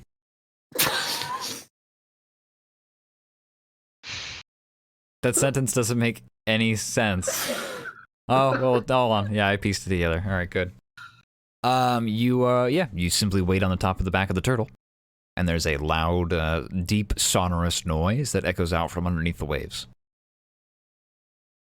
And then you just see dozens upon dozens of crabs piling over each other into the waves, coming towards you. That's our cue to go back. They form like a land bridge of like turtle shells. And a few of them are like blue amongst them as well. And they're just kind of coming towards this island. By the way, this island seems to be, this is bad on me for forgetting this, but there's always this perpetual kind of like mist or fog that seems to be kind of rolling with. And it's not until you've gotten close to the coast that you kind of start to notice it a bit more. At first you thought it was just like, basic sea mist, basic sea foam, cold water, hot sun. But it just kind of continually seems to fall along this place. And the turtles are, the turtle is stopped and stationary, and you see the crabs kind of like all starting to climb along the side, the rocky side, down by that cave from before. What do the three of you do? Time to get going. Okay. Bye. Okay. I mean, what does that mean though? Like, are you just cannonballing into the water and you're gonna swim back to shore, or like, what is? I trust Azarine. I trust Azarine. Yeah, I you can cannonball into the water. Azarine's gonna make an athletics check. First. Athletics? Yeah. Umber just goes, bye, Miss Turtle. Have a safe journey. 13. Bye, Umber. Hope you find your dad. With a 13, you dive into the water. It takes a while for you to pull them back to shore, but you have a lesbian in each hand. No, I'm kidding. But you kick and manage to pull the two of them back to shore. I mean, they're helping. Hopefully. You're not wrong. Well, Valerie dreams of Miyamoto sometimes, so I don't want to assume. But eventually you get back to shore, and you're able to kind of trudge yourselves back up onto the coast. Lesbian in one hand, bisexual in another. And I started blasting. And one of them can swim. Barbecue sauce all over my titties. And you swim back to shore. Eventually you're trudging. We cut to Valerie as she's kind of like trudging through like the thick muck on the bottom of the ocean as she gets closer to the shore, and her armor and cloth is all waterlogged, her leather, her red scarlet capes and whatnot. You wring your hair out, Umber, your braid, you kind of like squeeze it, and salt water just kind of pours off of it back into the water. A crab has latched onto one of your horns and you flick it off. Ugh, let's get paid. I'm about 15 pounds heavier. The three of you head back to the local area where the fisheries was located. Back to Sen's Fisheries, I believe. Mr. Sen's Fisheries, yep. And you walk back into the office, and you are drenched. Some of you are cut up and bruised. And you are a few arrows. And he's this guy is a very very well built elderly gentleman. He's an Indian man, dark complexion, and he looks you up and down and just goes, "What the hell happened?" We did it. The crabs have gone back home. Yeah, it turns out that the island that they used to live on is actually on top of a turtle. Money. He seems very perturbed by that. He's like, "Yeah, we just saw it pull into shore. It's just here to pick up the crabs and go, trust me. I think there's going to be many a biologist here in a few hours to definitely take a look at that, but I suppose I do owe you money, yes. Business will be booming." It was, it was a lot more than we thought it was going to be. He turns around and he like pulls open the blinds a little bit and he looks out and just you see like very faintly over the horizon just like the treetops of the island turtle, and you just hear him whisper, "Oh, I hope they don't eat all the fish." Funny enough, it didn't have a lot to do with crabs at all. Yeah, there was a bowl and it money. Had like Umber, I'm trying to get more money. There was a really dangerous eldritch creature that decided to try and make us lunch, but it clearly didn't succeed. Wow, that's most unfortunate. He reaches into the safe and he pulls out a small bag of coins and he places it down on the desk. I mean, all things considered, with the three of us, we were barely able to take that thing down without being scathed. Roll a persuasion check. The hardest persuasion check you've ever made in your life. No, it's not. He looks at you very sternly. Where's my boat? What? My boat. That I lent you for this very hard adventure. It has a hole. Didn't we bring back the boat? You broke the boat. We broke the boat, but he has a ruby. He has a gem for that. You can keep Gemstone the was gem. compensation in case anything happened to the boat. Indeed it was. Yeah, you can keep it. Yes, I can. Alright. Thank you for taking care of the crabs. I don't care about the turtle. Well, Umber's just Alright. like, just give me the money. He hands you the gold. He hands you the gold. how much was No. this one day? I believe it We was each get- 300. It was 500. Oh, okay. We each get 166. Oh wait, no, 1K was the 4 mercy. Yeah. Oh, no, we each get absolutely 100 not for it. We each get 166. 166? I'm sorry for what it turns out you had to go through, but I mean, you could have just killed all the crabs. No, we could not. Umber just scoffs. It was 500 She gold goes- pieces, yeah. Okay. You could have killed all the Ezreen crabs. looks at him dead in the eye with her thin ears and just stares at him. He shrugs. It's what I'm paying you for. I'm glad you got rid of all the crabs, but 300 is what we agreed on. 500. 500. Umber's just like, I don't care, and just walks out. She takes her money and goes. Alright, I leave with Umber. And as soon as they're out of earshot, that guy was awful. Listen, dealing with people, let alone To be humans, fair, we has did never. break the boat, Eh, and we got rid of the crabs. dealing with humans has never been my most favorite pastime. Outside It is wasn't worth the purple gemstone. You It was see, probably even worth less. it was worth way more than the purple gemstone. You are outside and you see several sailors and fishermen and other people who live down by the coast who are kind of like out, like looking out on the horizon, like at this giant island that's kind of just pulled into port. And they're like, "Oh my god, look at that!" And they're all kind of like gawking. Well, hopefully they get out of here soon before the biologists come around. I can only imagine that's bad things. You see someone show up in full Rathalos armor. Oh Uh, no. Wow, gotta get No. me one of those, he says. And no, nothing. You Knock don't see him anybody. out. You don't see anybody Umber- that's like armed or anything. You see people who are like sailors and they have like cutlasses and stuff, but they're just like, oh my god, did you? The one approaches you and is like, did you guys see the giant island that just pulled into port? I know, It's crazy. Yeah. Wow, I can't wait to Oh my hear about God, this in an the news island? tomorrow. I don't fucking believe you. Umber looks up at the sun and just goes, "Our cousin Gareth would be done by now, right?" Most pretty likely, sure they we were should done get- a long time ago. Let's get back. We should be getting Tired. back. Yeah. How are you guys getting back? I guess we can like rent another guy. Hey, And he it's- carries us. We got an asshole fish person for you, ready to betray our own kind. You know what? Maybe why don't Umber just goes, "How about we travel on land?"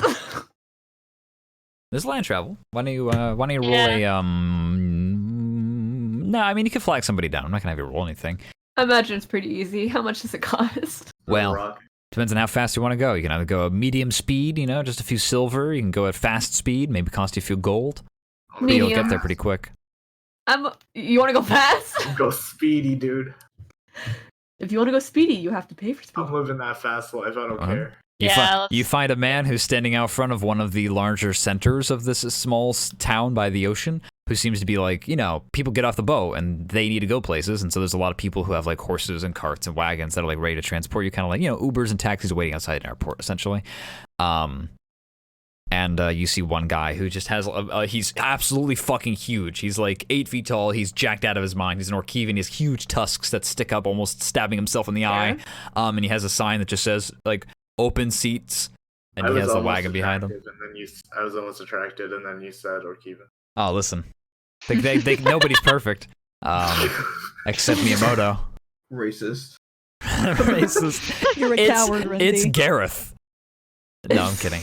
No. But yeah, you wouldn't be caught dead at a port city willingly. But you approach him, and he just goes, I can get you where you're going, but it's going to cost you. How fast? Fast. 2 gold each. Sure, I'll pay it. He holds out his hand. Each? Fine. What? Y'all weigh something, don't you? Are you implying we're fat? I'm implying you're skinny, he says. Umber shrugs. Fair. And she takes her pelts and she puts it on the seat next to her. Is there any way that we can deduce this price if we promise protection against, like, the He raises up his arms and he flexes and the shirt almost explodes. Yeah! And he just goes, I don't think I need protection, but thank you kindly. Never mind, you're so cool. Anyway, Mallory throws up 6 gold pieces. Valerie throws up. She's so attractive. She's so throws horny up. right now. Pays She's the so man. horny on man. Yeah, he's got deep green skin. You give him the 6 pieces. So Valerie pays for all 3 of you is what happens here. Yep. Oh, do you? Yeah, she hands over 6 pieces. He puts it in his pouch, and then you guys get into the wagon, and you see that there is no horse. There's just 2 long wooden prods. And the guy steps in front, and he grabs one in each hand, and he just starts running. What? And he's just bolting and sprinting as fast as he can down the roads. She leans over to Umber and Valerie. So can we ask him to join our party instead, or? Orkeevans have always been respectable. And very admirable. I don't know what happened to Gareth. Brutal. Mallory just points at the Orkeevan's back. Yeah, I want this one. I like this one. He seems like he knows how to get things done. That was the sound of Gareth being forcibly removing himself from the call. Burned red. Forcibly removing himself. Forcibly removing himself from the call. But yeah. Fuck Gareth. Get fucked, Gareth. He has to return in moments though because he's gonna be returned back to the party. There he is. Your cart carries you back to Pella, the capital city. It's a good while. But it's a lot faster this way than it was to take the boat. Eventually, the cart pulls into the major city, goes through the gates, and you just see the 2 guardsmen who just kind of get out of the way of the cart as it bolts through as fast as it can, and into the major city street until eventually it comes to a slow stop, and the cart is gently rested down, and the Orkeevan man kind of just wipes the sweat from his brow, and he's wringing out his shirt. Thank you very much. It was a wonderful ride. Very much appreciated. You are quite fast. Thank you, sir. Thank you for riding Gumder's carts. Please come again. I tip him 3 silver. Yeah, well, he nods to you as he puts the silver in his pocket. Thank you kindly, ma'am. And Tips I for guess the gun show. And I guess we go back to the inn. Yeah, let's go find the other 2. He goes back to raising up his sign, bacon carts. The 3 of you return back to the Gilded Pegasus. And inside is Brookild, who has finished her 4th shake. And Gareth has finished She's his meal as optimizing the well. recipe. She's talking with the bartender. She's like, just a little bit more cream. I just think, The bartender is just like, your friends, they're here now. You have to go greet them. Gareth just kind of looks up from the book that he's reading. He's like, that took way longer than I was expecting it to take you. It took us way longer than we expected. Giant turtle. Giant turtle, weren't you paid to kill crabs? Yeah, but there was a turtle. There was a turtle, and there was an island, and the island was the home for the crabs. And then Why were you on the fighting island? Wasn't it? Didn't you have to kill just the crabs on the shoreline? The turtle was the island. Funny enough, the only thing we fought and killed was an eldritch creature. Bruegel kind of turns and like makes a face at Gareth that's just like, how long have we been here? Like, is this cabin fever? Like, are we going insane? Well, I thought it was. Yeah, I was worried I was gonna have to pay for a funeral. Oh yeah, we did also fight and earn the respect of a blue crab. We all gave us the title of blue. We are the blues now. Also, crab diplomacy is probably arguably the best form of diplomacy. We are the new blues. Is it? I think they lost part of their minds with the eldritch creature dwarf. You'll hear it in the papers tomorrow. I'm sure we will. Yes. Anyways. And I think you should maybe have some rest. Yes. Oh, Brookhild, before we go to bed, because we're bushed, I put one of the opals into her palm. The rest of us are gonna go Is to this the. gonna make me go insane? No. It did come from black sludge, by the way. Well, what we were gonna do is we were gonna go to the nearby jewelers and we were gonna get we're gonna get these inlaid into some bracelets, and so I thought it would be nice. She kind of stares at you in like a mix of disbelief. She's like that gif of like me confused about steel being heavier than feathers, like that's on her face right now. She's like, she looks down at the opal. She looks up at Azrain. We'll talk about it tomorrow. She pats her on the shoulder and just like pushes her towards the stairs. They really have like... gone insane, haven't they? I told you she wouldn't accept it. We actually might have had better luck giving it to Gareth. Nah. We have a best friend squad with Gareth. He would have gladly accepted it. Anyways, did you at least collect payment? We did. Of course Try we to get did. more? Tried, but the guy was a dick. Gareth just looks over at Valerie. What really happened? We broke his boat. Humans. So you did make money, right? Yes, we made money. We just didn't make any. Consider yourselves very lucky. How did your journey go? Fairly uneventful. When he chuckles, Brookhill just stares at him and goes, "Don't do that. That's terrifying." Did you guys make money? Oh yes, more than planned, anyways. And it honestly, the ride took longer than the actual mission. Oh, then it must have been a very simple task for you guys then. Speaking of ride, did you know that all Kevans count as carry now? Oh, did you? Oh, what is his name? I know of one Okevan who used to work around up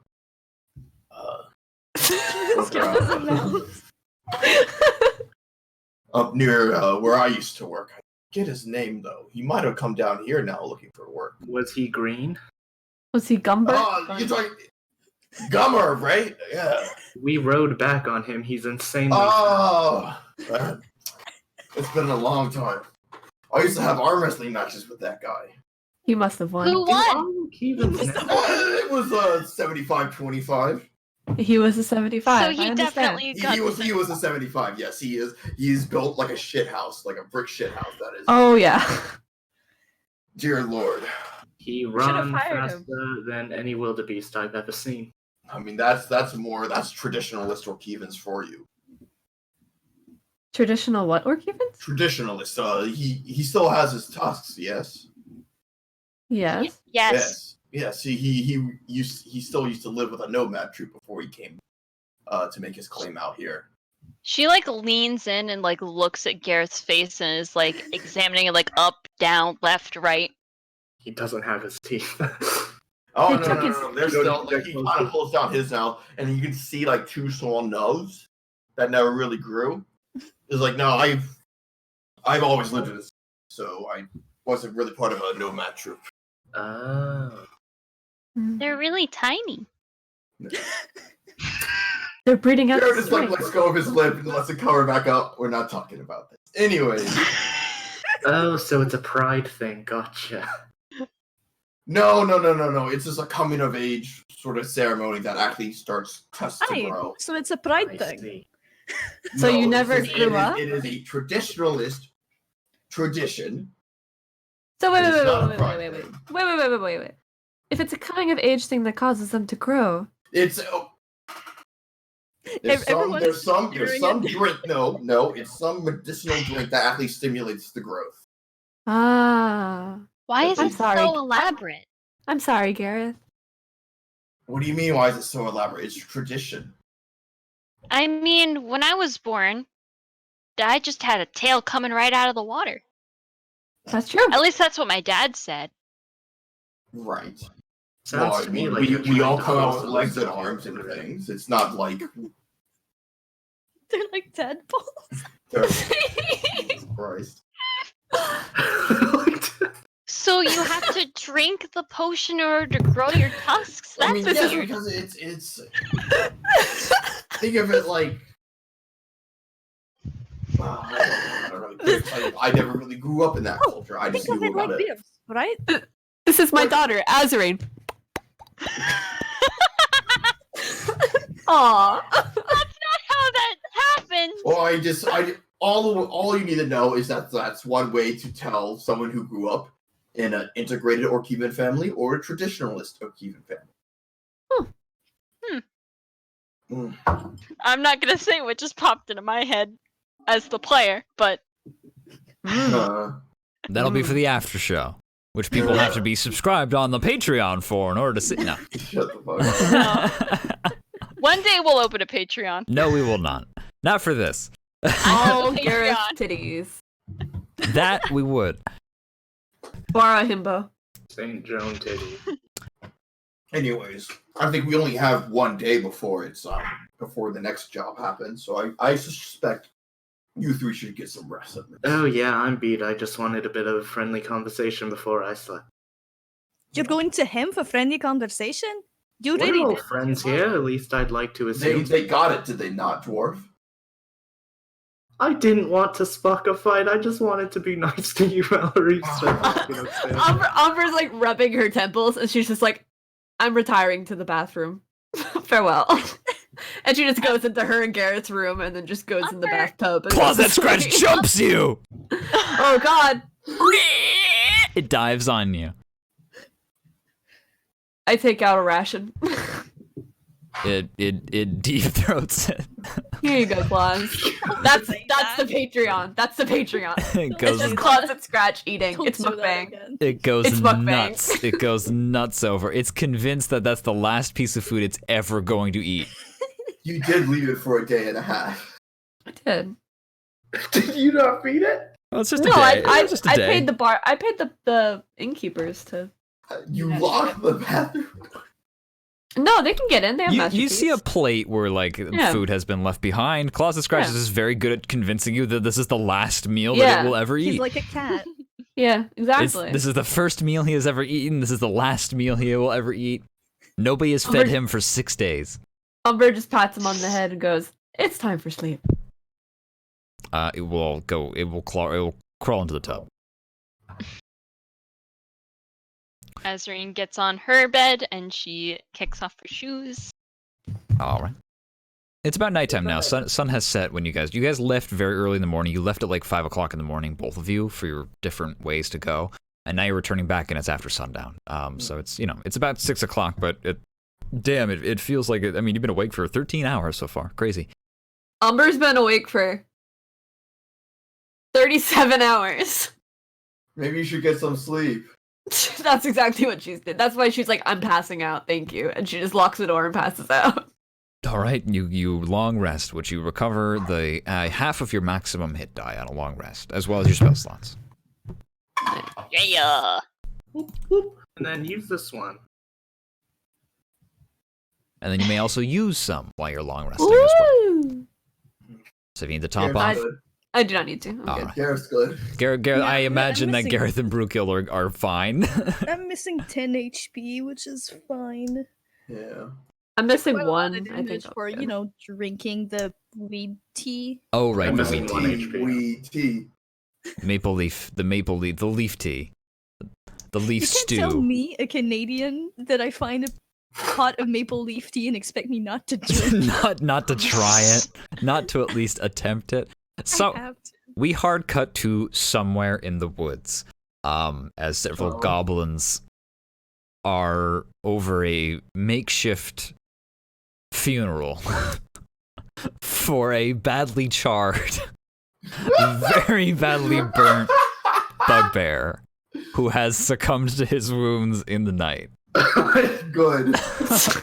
There is a small daisy that they've placed in his charred, melted together fingers.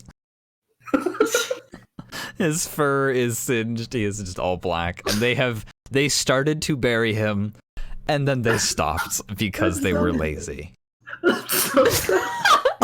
Dirt just surrounds its face. The fact that they stopped. And a single purple tulip sticks out of the mound of dirt. And so does the rest of its body. A goblin will approach the large cauldron that they have prepared, and they will dip the red hat into it, into the vat of boiling syrup and animal blood, revitalizing its red color. And now the ritual will begin to decide who is the next red cap. This is so fucking dumb. This should What? be like a reality show. The Red Cap is the ultimate antagonist of St. Joan because you can't kill him. You gotta kill the hat. Ugh. Well, listen. Those are big words you just said. We come back to the Gilded Pegasus. Is there anything else that happens with this day, or does everyone go to sleep uneventful? Garrett goes the fucking way up. All right, everybody. Bruegel is actually going to remember something important and hurry up to her room and actually take out her codex, Oh, right. which she hasn't done in fucking forever. Okay. Damn. It's like you forgot at me. You open it up and it just has like 45 unread notifications on it, and like in red bubble. 100 missed calls. 100 missed calls.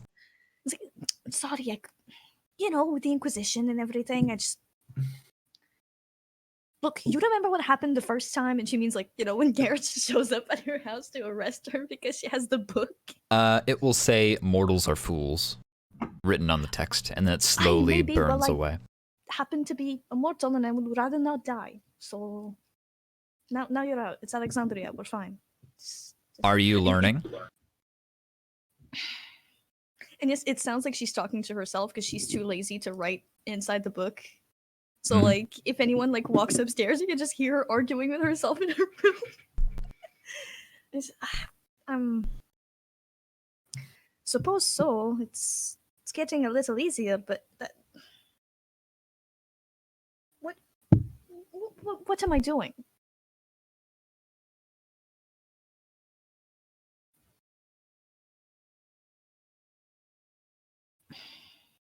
I mean,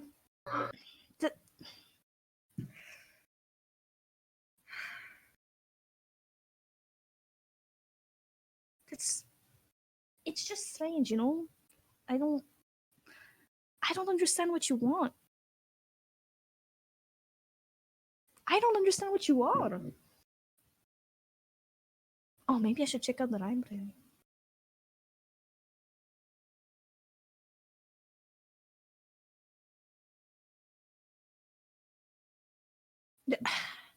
She sighs. She's just, yeah, sure.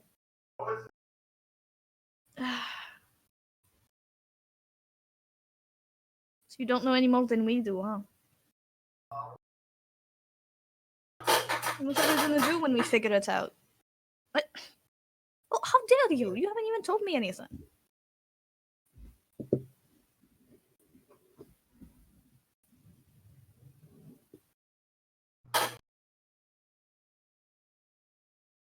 I haven't prepared for this.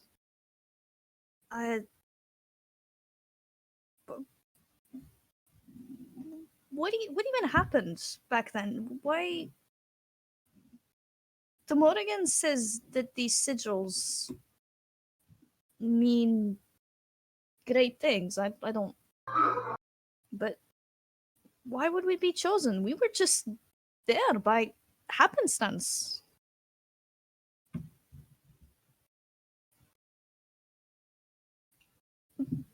Fate can't really be a thing, can it?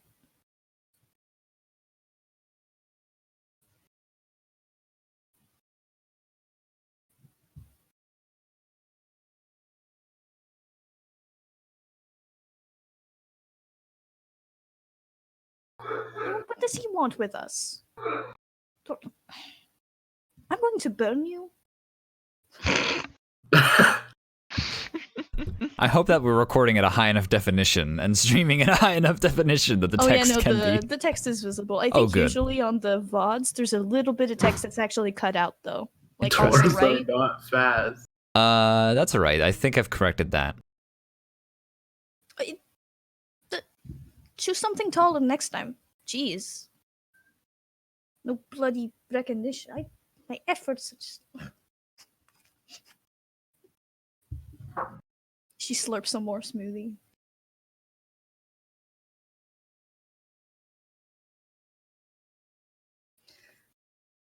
Don't be like that. Just tell me what the prince wants.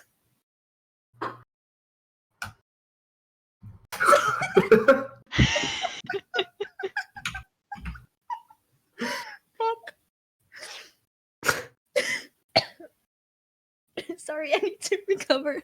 That dealt me psychic damage in real life. Okay, I'm fine. I've recovered. And what are you gonna do once all of this is done? You're going to devour my soul or something? Yeah. Yeah. No, I don't know. I'm not used to talking to weird magic codices. It's all of this is so out of habit and out of my control.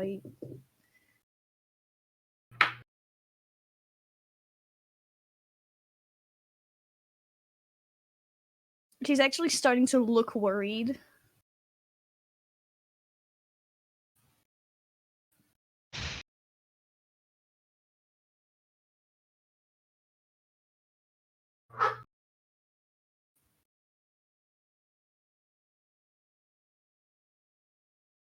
She squints. I'm not sure I like the sound of that.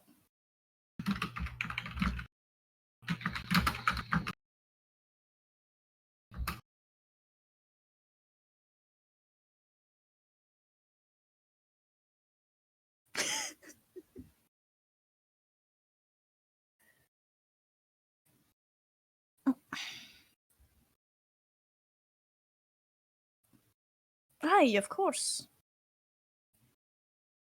It's all I know. It's why I'm so lost recently. I know we keep getting closer to answers, but it feels like I still don't know anymore. Like everyone around me has their stuff sorted out, and I'm just following along.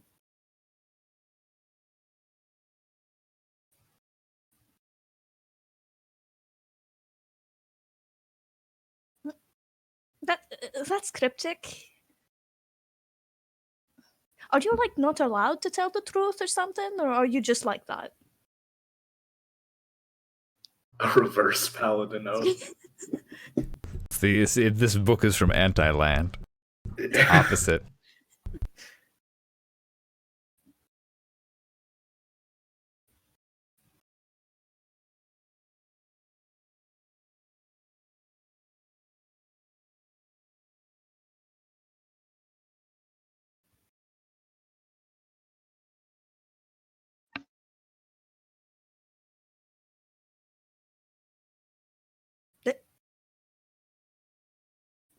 Leave? How?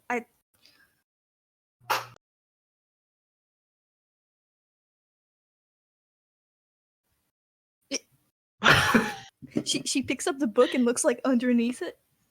It's just like looks under the desk. Like what? Don't call me that.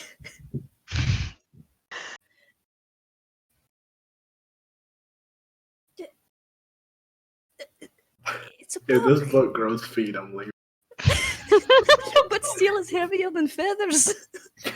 I don't get it.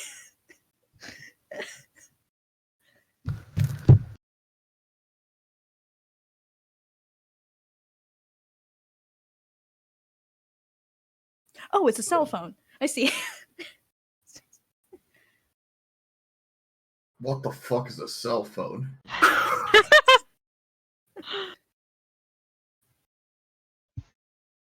I think I understand. She thinks about the hag's eye that, like, you know. Brookhill does have to do Did some the same mental thing, right? gymnastics to She grasp the concept of. like, okay, yes, she's like the magic user in the party, but like, No, I she mean stumbled instant into that. instant like, transmission communication is definitely still strange to many people, probably. Stones of Sending are an exception, but even they're not a book. Those are stones.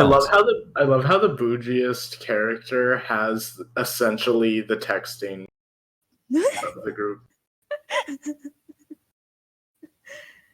the bourgeois bitch has the fucking I am, because I also have the stones. I'm literally the I am's bitch.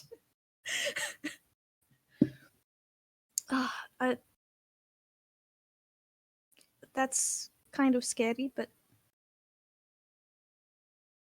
you must have seen a lot of the inside of my bag. Sorry about that. I didn't really have a choice.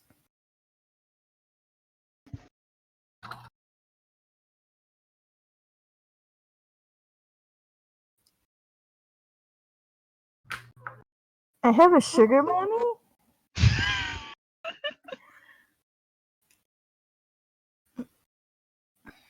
Oh, it's a lady? Y'all always get so Sugar- surprised.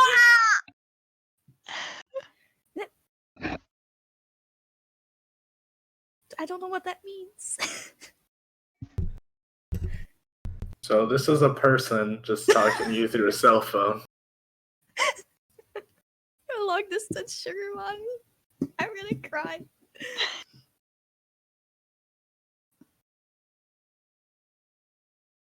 There's a lot of things I can't comprehend. That's not a very high bar.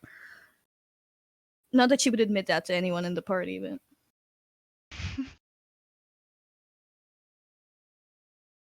Don't worry, you don't need to admit it. actually, I think she still has the highest int in the party. Smartest character in the fucking party so far, we've determined, At apparently. a whopping +2. A whopping +2. you're- I got a +1. Smart. I got a +1. Garrett's I read have a a book. +1. I can't believe the himbo is smarter than Azreen. Well, that's not too far from. Tactics.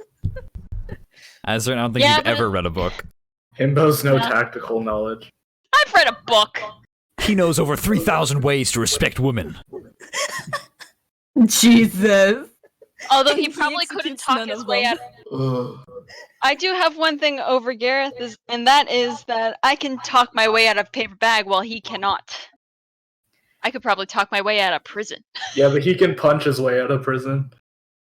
And then get arrested again. Different, can different flash. But tools. not that I The would other end up person, in though. prison in the first place. So far, Garrett's been very good at getting into prisons, ironically. So, actually, I should probably give him the benefit of the doubt on that one. Brookhill, Punch his way into prison. do you have any other text for the book? I don't know. Not like okay.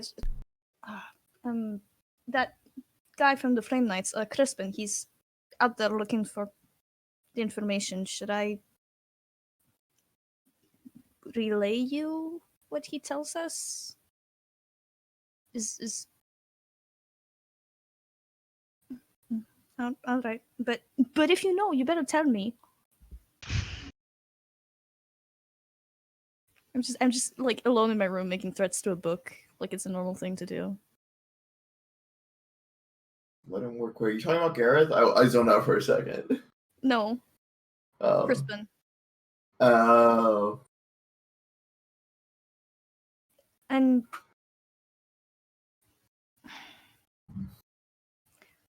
do you know about the Modigan? I mean, obviously you know, but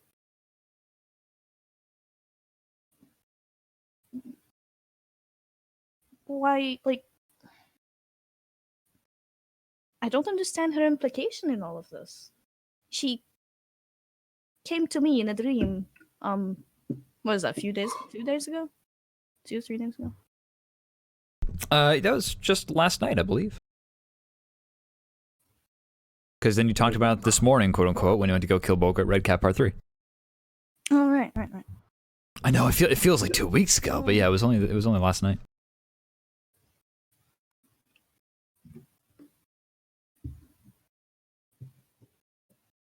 She seems to want the same thing you want.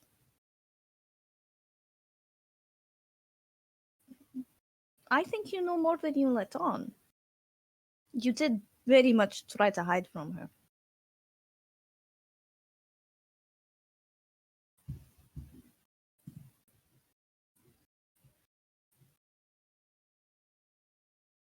Snippy? I mean, she is pretty scary. I admit that.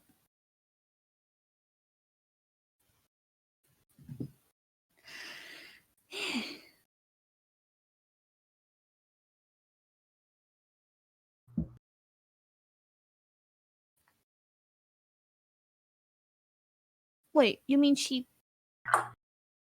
isn't real?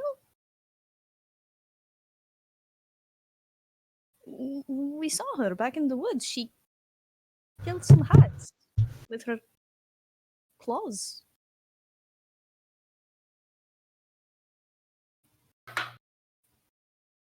Oh fuck, I'm stupid. I read I do not foresee her summoning instead of did not. I'm an idiot. That's my bad. That's okay.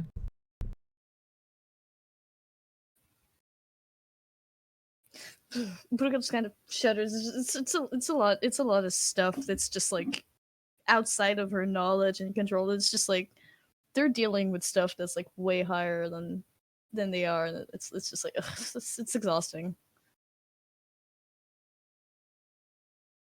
Can I just have normal problems like that bugbear and whatnot? I'm tired.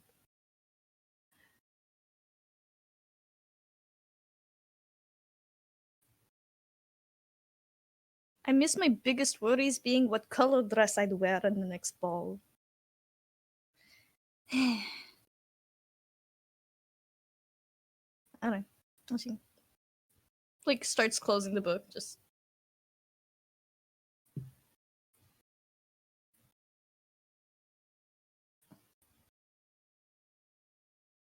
Why'd you have to be so strange?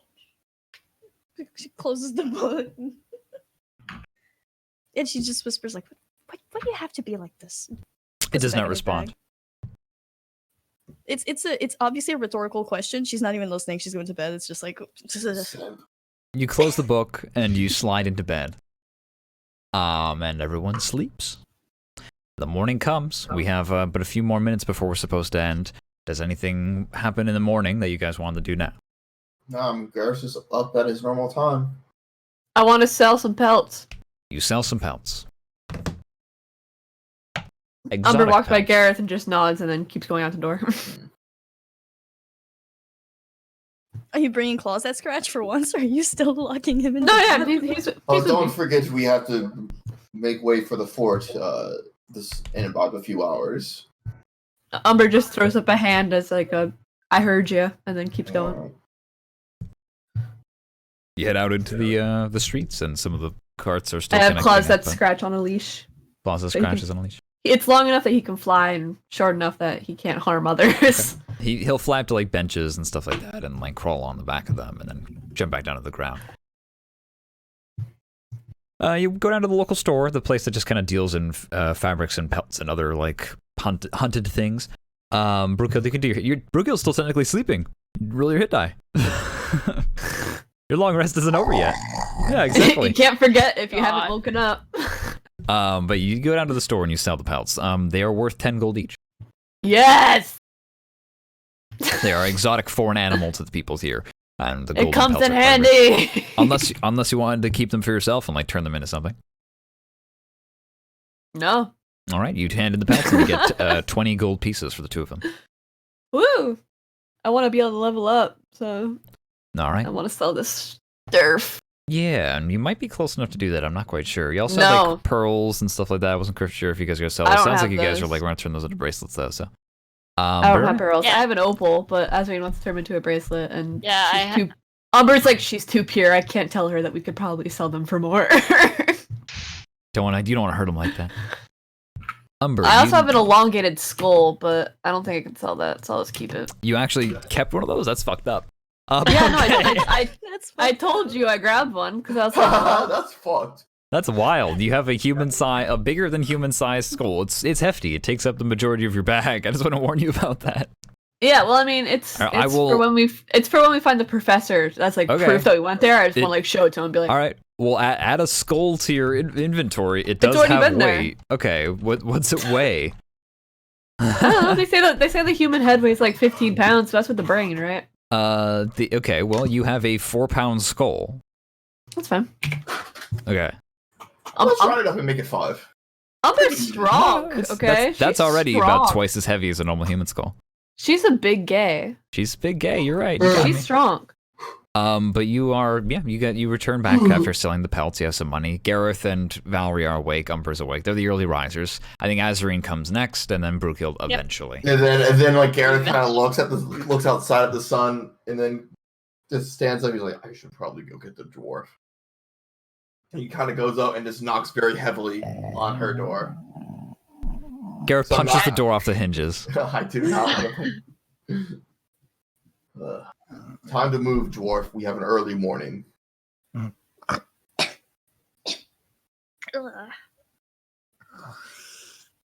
What time even is it? Are there even birds out? It's probably like 9 p.m., 9 a.m. or something. She's just like, It is 8:45. it's like, are there even birds out? Like, are the animals? This is unbelievable. You guys are all animals. Like, Dwarf, it has been day for about 3 hours now. Fine. And she heads out, and she actually, like, you just hear, like, well, you can't hear zippers. Zippers don't exist, but, like, the buckles and, like, shuffling, and it's just like, and she actually, because they're going to front nursery, she actually has her armor on, and she is dragging, a whole ass fucking battle axe. What? What? No, that's new. I, thought it might be useful. Fair enough. And Gareth turns and starts to head back down. Azarine has taken the 4 opals, and she goes to the nearest jeweler to have them make the bracelets, cause she's Friendship bracelet. Well, friendship bracelet. that is gonna cost some money unless you're gonna do it yourself. No, that's fine. I'll pay for it. How much? Okay. Well, I mean, how fancy are you thinking? Basic friendship bracelets, or like a legitimate piece of jewelry to wear? I mean, like something basic. I'm picturing like maybe like a silver or gold band, Okay. like a cuff bracelet with the opal like Well, inlaid. here's your 3 choices: Okay. string, No. silver bands that they're not really silver. They're just like colored silver essentially.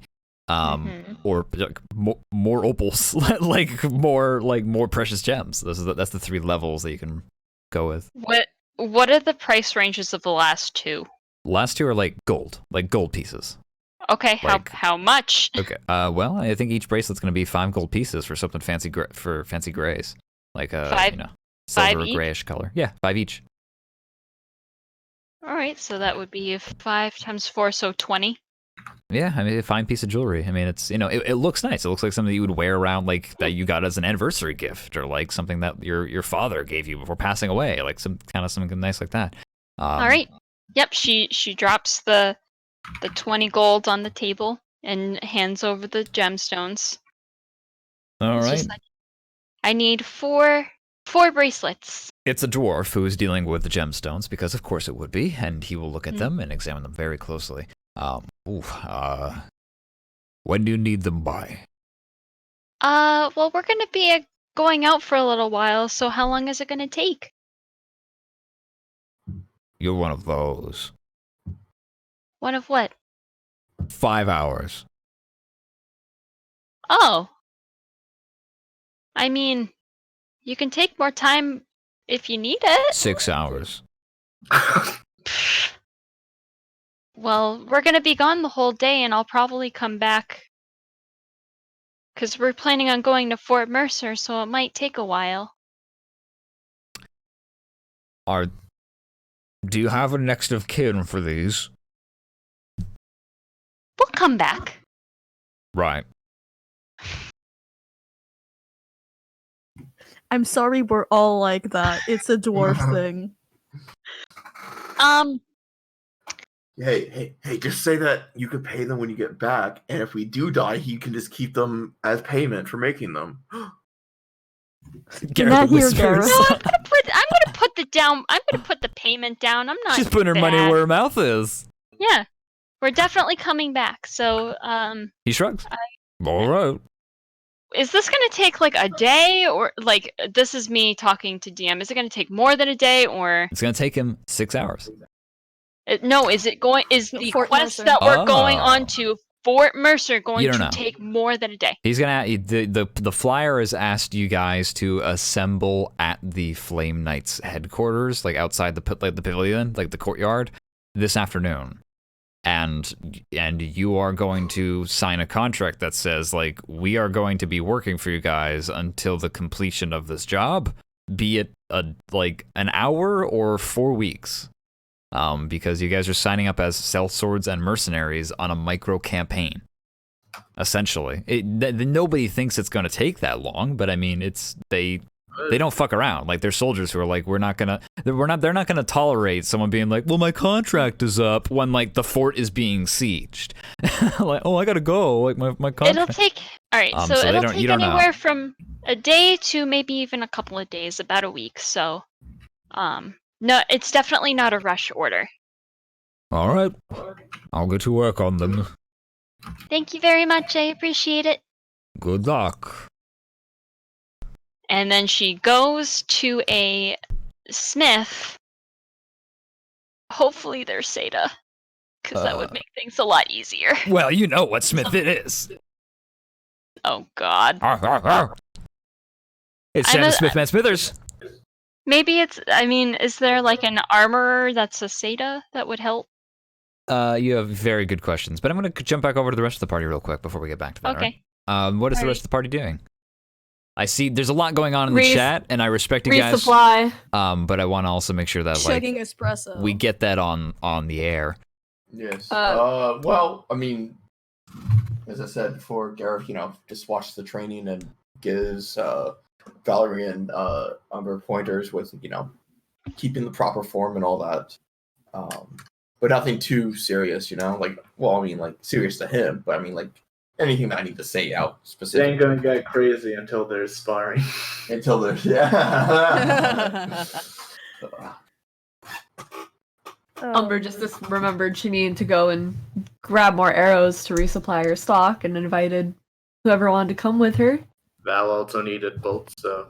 Yeah, Brooke was just there, and then she was just like, "Don't leave me alone with Gareth again. I need a nail polish. I'm leaving. I'm going." I need a pack of smokes. Doing training, and then the two gals are like, "Oh yeah, important things." And Rookild's like, "Oh no." All right, well, I'm glad I asked, because the two of you, the three of you, and maybe Gareth if he just comes along with, because whatever. Why not? I don't know. He follows. You do whatever. He can watch Closet Scratch while we go into the store. I'm not watching that. I'm not watching that. I mean, they're allowed in the store. You can bring animals in. Oh, beautiful. You're not the only ranger in the universe. Like, there's other rangers out there who are people who at least have companion animals. I mean, I know, but just because there's plenty of rangers, it doesn't necessarily mean we're still allowed to bring our animals. That is true. You never know. I'm trying to figure out how many arrows you can get. Okay, yeah, that's fine. I figured it out. But yeah, you walk into the smith shop, and it's Sam the Smithman Smithers, who is played by Tim Allen.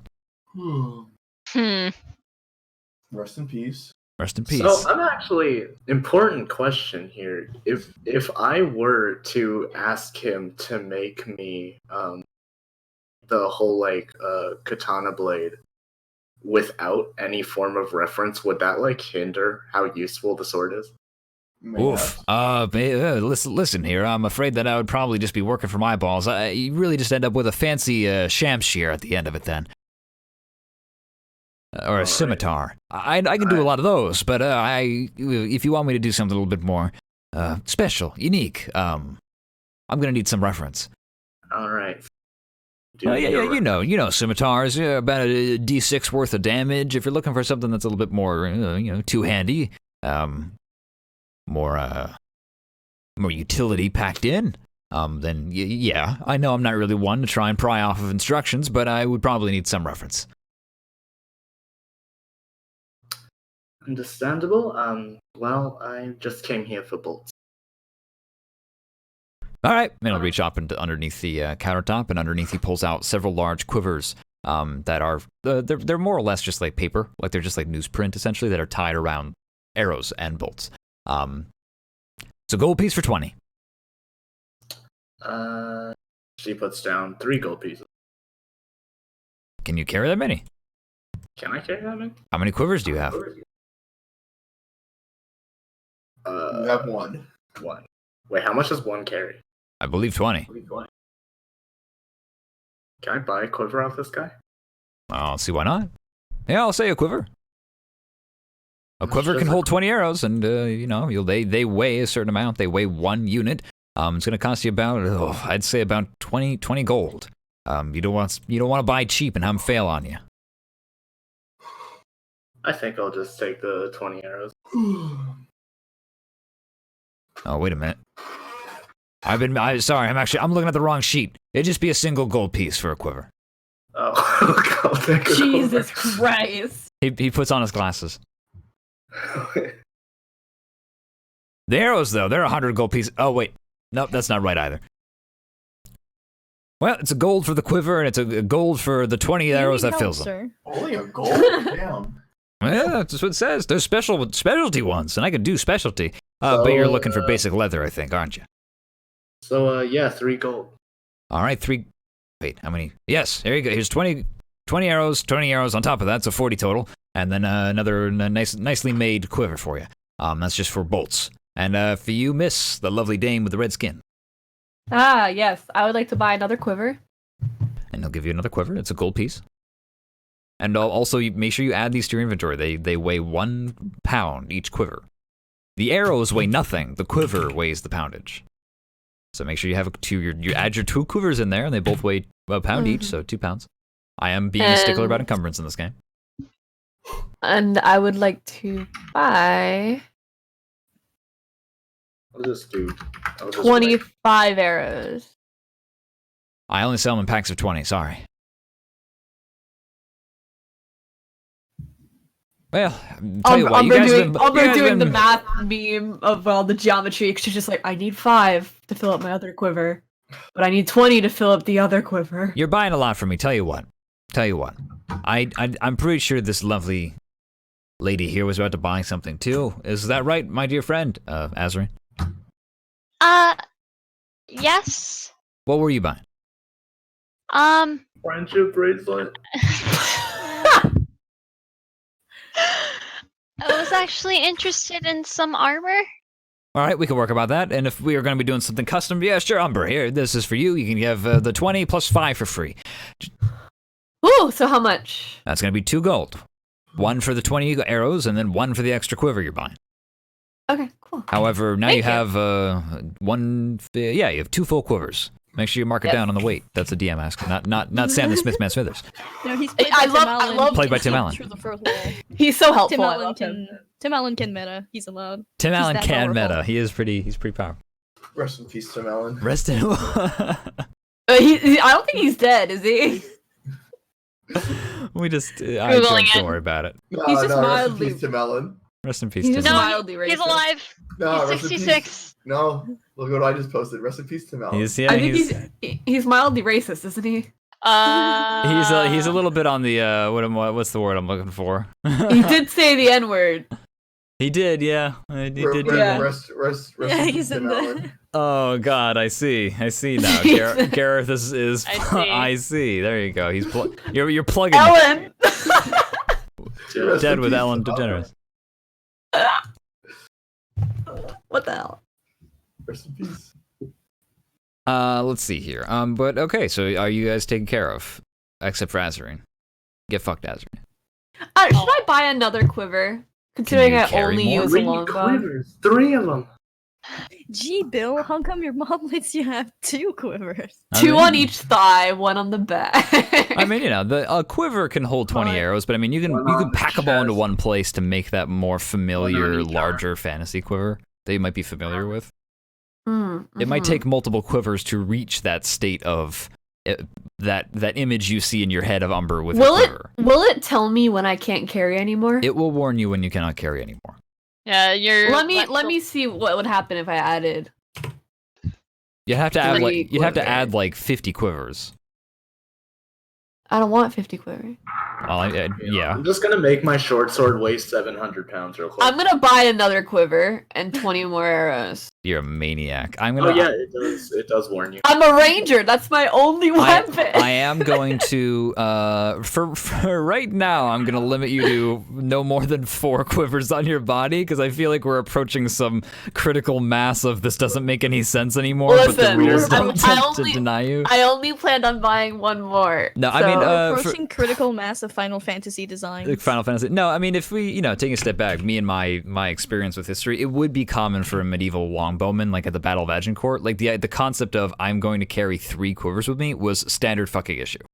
Yeah, because like I'm just Yeah, no, you're bowman. totally right to do that. Yeah, so like it's like in if real I run life, out, I can't do anything. In real life, a bowman would be expected to carry at least 2 quivers worth of arrows and two quivers with them at all times. And like 3 preferably, 4, excellent. So is that 2 more gold? It would be 2 more gold for the arrow and then the quiver, the arrow pack and the quiver pack. So 3 quivers, I got 60 arrows. I should be set. Yeah, I think you're good. That's a lot of arrows. I mean, the worst case scenario, and remember, you get half of them back.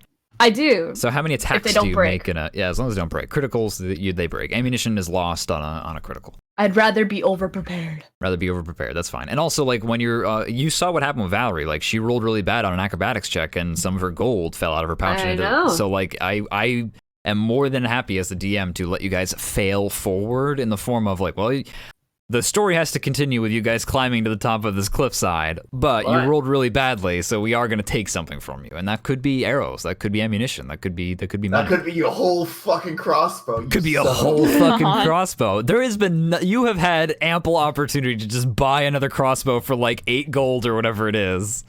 For the past like 4 months that we've been playing. Yeah, but he's saving all that gold to not level up ever with it. he's saving it up for, I mean, also, I think, listen, I think Gareth's handled in the department that he knows he's handled in. And I won't even say anything because I don't want to say anything. But why don't we talk to Azarine? Sam the Smith Man Smithers, he's approaching you. All right. We do light armor here. Well, I'm thinking something a little bit more, hefty. Oh, like medium, heavy? Medium, please. I don't do those, sorry. What? Oh, I know a dwarf down the road. That work. All right, yeah, no, don't worry about it. Hey, we're professionals. We send people to one another all the time.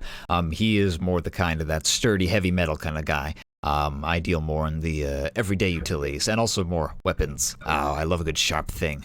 But anyway, no loss of mine. Hopefully it helps you out. Thank you. I appreciate it a lot. No problem. And I'm gonna walk out and wait. Yeah, I can't. I'm sad. How much would it be to silver these 2? And how long would it take? Yeah. My, wow. I think it's the time thing that might be the issue. It usually takes quite a few days to silver a whole weapon. All right, kind then. of steps up. Yeah, he's like, we do not have time for that, Desert. I know. I was just curious. Okay, maybe next time we come by. I could do it cheap, though. 100 gold for, well, we got 2 of them. Well, it's small. You guys have been great customers. I'll do them both for 100. I will take you up on that after we finish our next mission. Thank you very much. You got it. And now remember, Sam Smith Man Smithers. Of course. Okay! And I'm Azarine gonna go will- to the dwarf. Valerie down- would recognize that this is the dwarf that... Hold on. Doing numbers in my head. The dwarf that. No, I mean, yeah, Azri just goes down the hallways, and she gets to another section of the city where there's a bit more industry going on. There's like smokestacks that raise up into the sky, and there's a large furnace, and it's out on a corner store. There's just a large chimney, and you see a very strong, very sturdy dwarf standing behind the counter, This who is... like a strong guy that knows about Eastern weapons. Nope. Surely one must know. I gotta ask. There's clearly a dwarf samurai somewhere in this setting. There's gotta be. His name is Miyamoto. He's actually two dwarves in a trench coat. Oh my god. Two dwarves in a fucking... Actually, he's like half dwarf, half Orcivan or something. So he's like really hairy and also really fucking stacked. It's a very strange concoction of Everything genes, Valerie wants. but valid. And he'll stop hammering for a minute. And he'll approach Azarine, and Azarine, this dwarf kind of looks up at you. They're balding, and they are quite well braided in the beard department. But their head is mostly sparse of hair. Respectable dwarf. I was told that you could help me with armor. Come. I suppose so. Aye, that'd be me. Well, it's We kitting you up, lass. yes. Do something to send you out in tin can style. Well, not exactly. I still need to move and stuff. I mean, whole like, and she like motions to herself like a dancer aesthetic. But I definitely need to be able to withstand a couple of hits, and I can't do that right now. Ooh. Ooh. I I'm willing to considered pay- a mithril. Something light. Medium armor is fine. Yeah, but made out of mithril. It's half the weight of regular metal. It's just more expensive. Price of the armor times. Oh, I can definitely not afford that. Well, it Medium depends armor on is expensive as fuck. what armor you're looking for. I was looking at the chain shirt, so 50 gold. Oof. Aye, you'd be looking at a pretty penny for that one. I wouldn't recommend. That's cheap. Well, not mithril at least.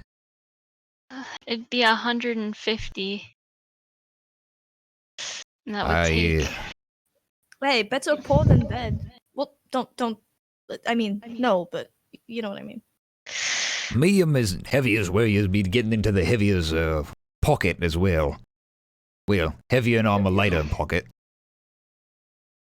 I can do it. I'm just. Yeah, I can do it. It's just I would be uncomfortably low on gold, but You consider a shield. I dual wield. Oh, yeah. All right, I can do the 150. Oh, I'll you, do the 100. you sure, lass? I don't want to rob your house and home. No, it's. I was saving up for something, but this is more important. All right. I'm gonna need to take your measurements now. Okay. And if we could keep a similar style to what I have now, that would be great. Well, does he have time to make That it doesn't for count us? as clothing.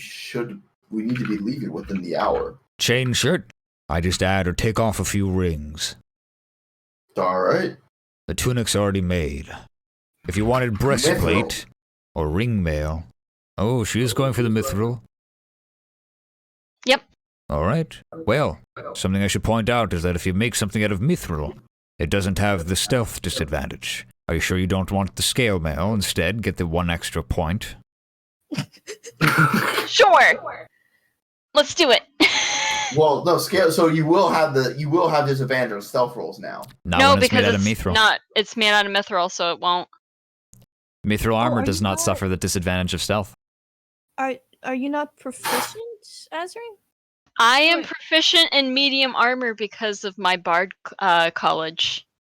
Huh. Oh, the Alright. disadvantage comes in the higher tiers. Okay. So Yeah. I was thinking, like, Yeah. I don't have a stealth disadvantage on my armor. Well, I mean, I have stealth disadvantage on my armor just because it's heavy. All heavy armor has stealth disadvantage. Yeah. However, if you Wasn't she if going you for medium? found, well, some of the medium armor has disadvantage. Yeah, and that's, Yeah, that's some what of it. What the dwarf But is saying because- is that it wouldn't cut. Like, if you're gonna, the benefit of the chain shirt is that it weighs less and it doesn't have any stealth disadvantage over the scale mail, which the scale mail it has a higher AC, but you have disadvantage on stealth. That's the trade-off. However, if you're gonna make it out of mithril anyway, why not take the one that has the higher AC, since that the mithril negates the stealth? This dwarf is trying to help you min-max, essentially.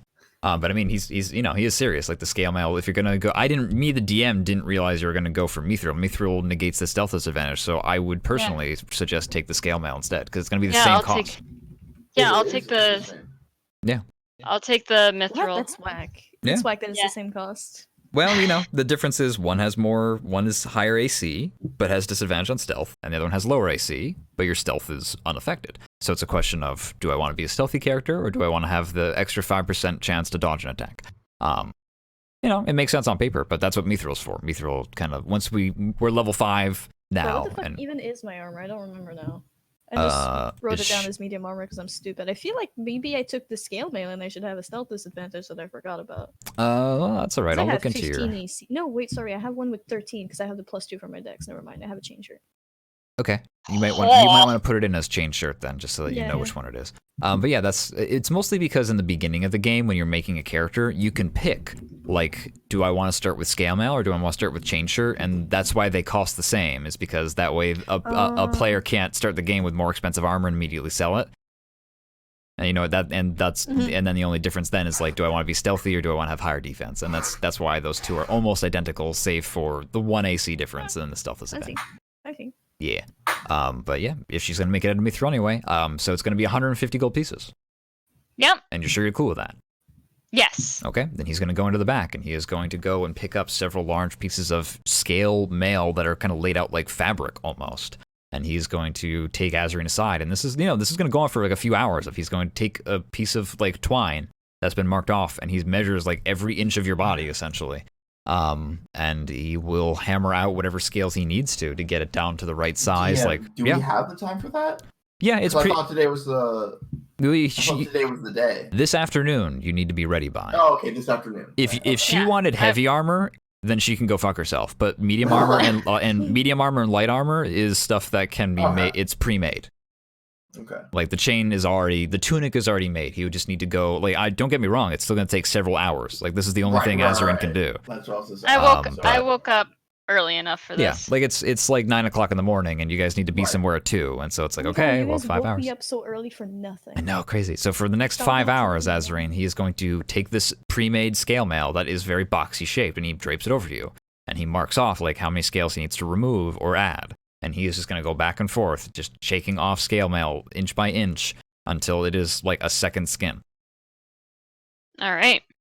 And that's kind of what happens for the rest of the night. But I think that it is 11:17. Does anybody have anything really quick that they want to just like buy that was like kind of pressing, like, minor buy stuff things? I guess I'll just ask this guy about a southern weapon. No. Oh wait, the bracelets are only going to take 5 hours, right? They're gonna take 6 hours. 6 hours, It and was 9. by that, all right. And at that point, They'll be ready for you when you get back. okay. They can be your celebratory reward for yourselves after you have successfully conquered Fort Morcer. After we Okay. die. After you die. That's why we only have 4 of them. It's for the people who survive. There's only going to be one of you's toast. And it's not Yep. going to be Azrine. She's got new armor. But you are, okay. I'm going to end it here. We'll take care of bookkeeping do for have- stuff after. I do have a question for Gareth, though. Hmm. Are you What's sure? your armor class? Oh, God. The dick measuring 18. contests. God Damn it! He's a fighter. You can't expect That's these true. things. I mean, don't Alright. get me wrong. You're called a swords bard, and so you are melee Yeah. DPS, and you will have high AC. But I mean, listen. Oh well, I'm Listen. slowly catching up though. Umber, Catching up to you. What? So you got 16 now? Yes, I do. Yeah. climbing What's up in up? the world. I heard my name. I was just reading what you were saying. My breastplate costs like 300, 400. Yeah, Umber, you sprung for Yeah. one of the fancier armors that had even better AC and also didn't suffer the stealth disadvantage. It did. The downside of that, getting the both of both worlds, is way more money. Oh yeah, So yeah, that's just but worth how it in the long run. I got the 17 armor class and I had to pay out of fucking pocket for Yeah. that. Oh Yeah. my god. And even that was still like the splint armor is still like the cheapest of the heavy armor. Like Right, it full is. plate mail is like $500 or something. I think there's like $1,500 or It 1,500 gold. hurts. It hurts good though. It hurts good. All right. When you it ask, hurts when you buy it, but then it doesn't hurt because shit doesn't hit you. that's true. True. Valerie, he looks at you and just goes, "Who's asking? Sorry, repeat. Who's asking? Who's asking about Southern swords?" I am. He looks you up and down. Roll an athletics check. What the fuck? Roll a strength saving throw.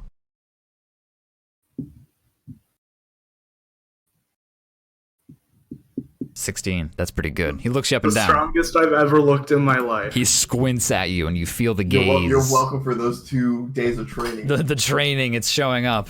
And yeah, he just looks at you and just goes, "All right." And he will take out a piece of paper and he scribbles down something and then hands it to Valerie.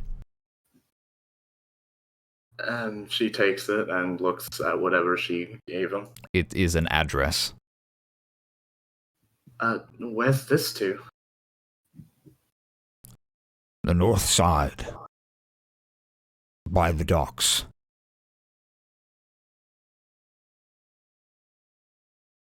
I'm assuming there's a smith there that's proficient in southern weaponry. Not a smith. Well, a smith, but a swordsman. I see. This is on the Oh, south boy. side of Cape Solman. Good luck. Oh, King Solomon, awesome. I appreciate it. All right, and we are going to end that there. We're going to go get everyone taken care of after the stream. I'm going to say, may everyone say goodbye. Bye-bye. Bye.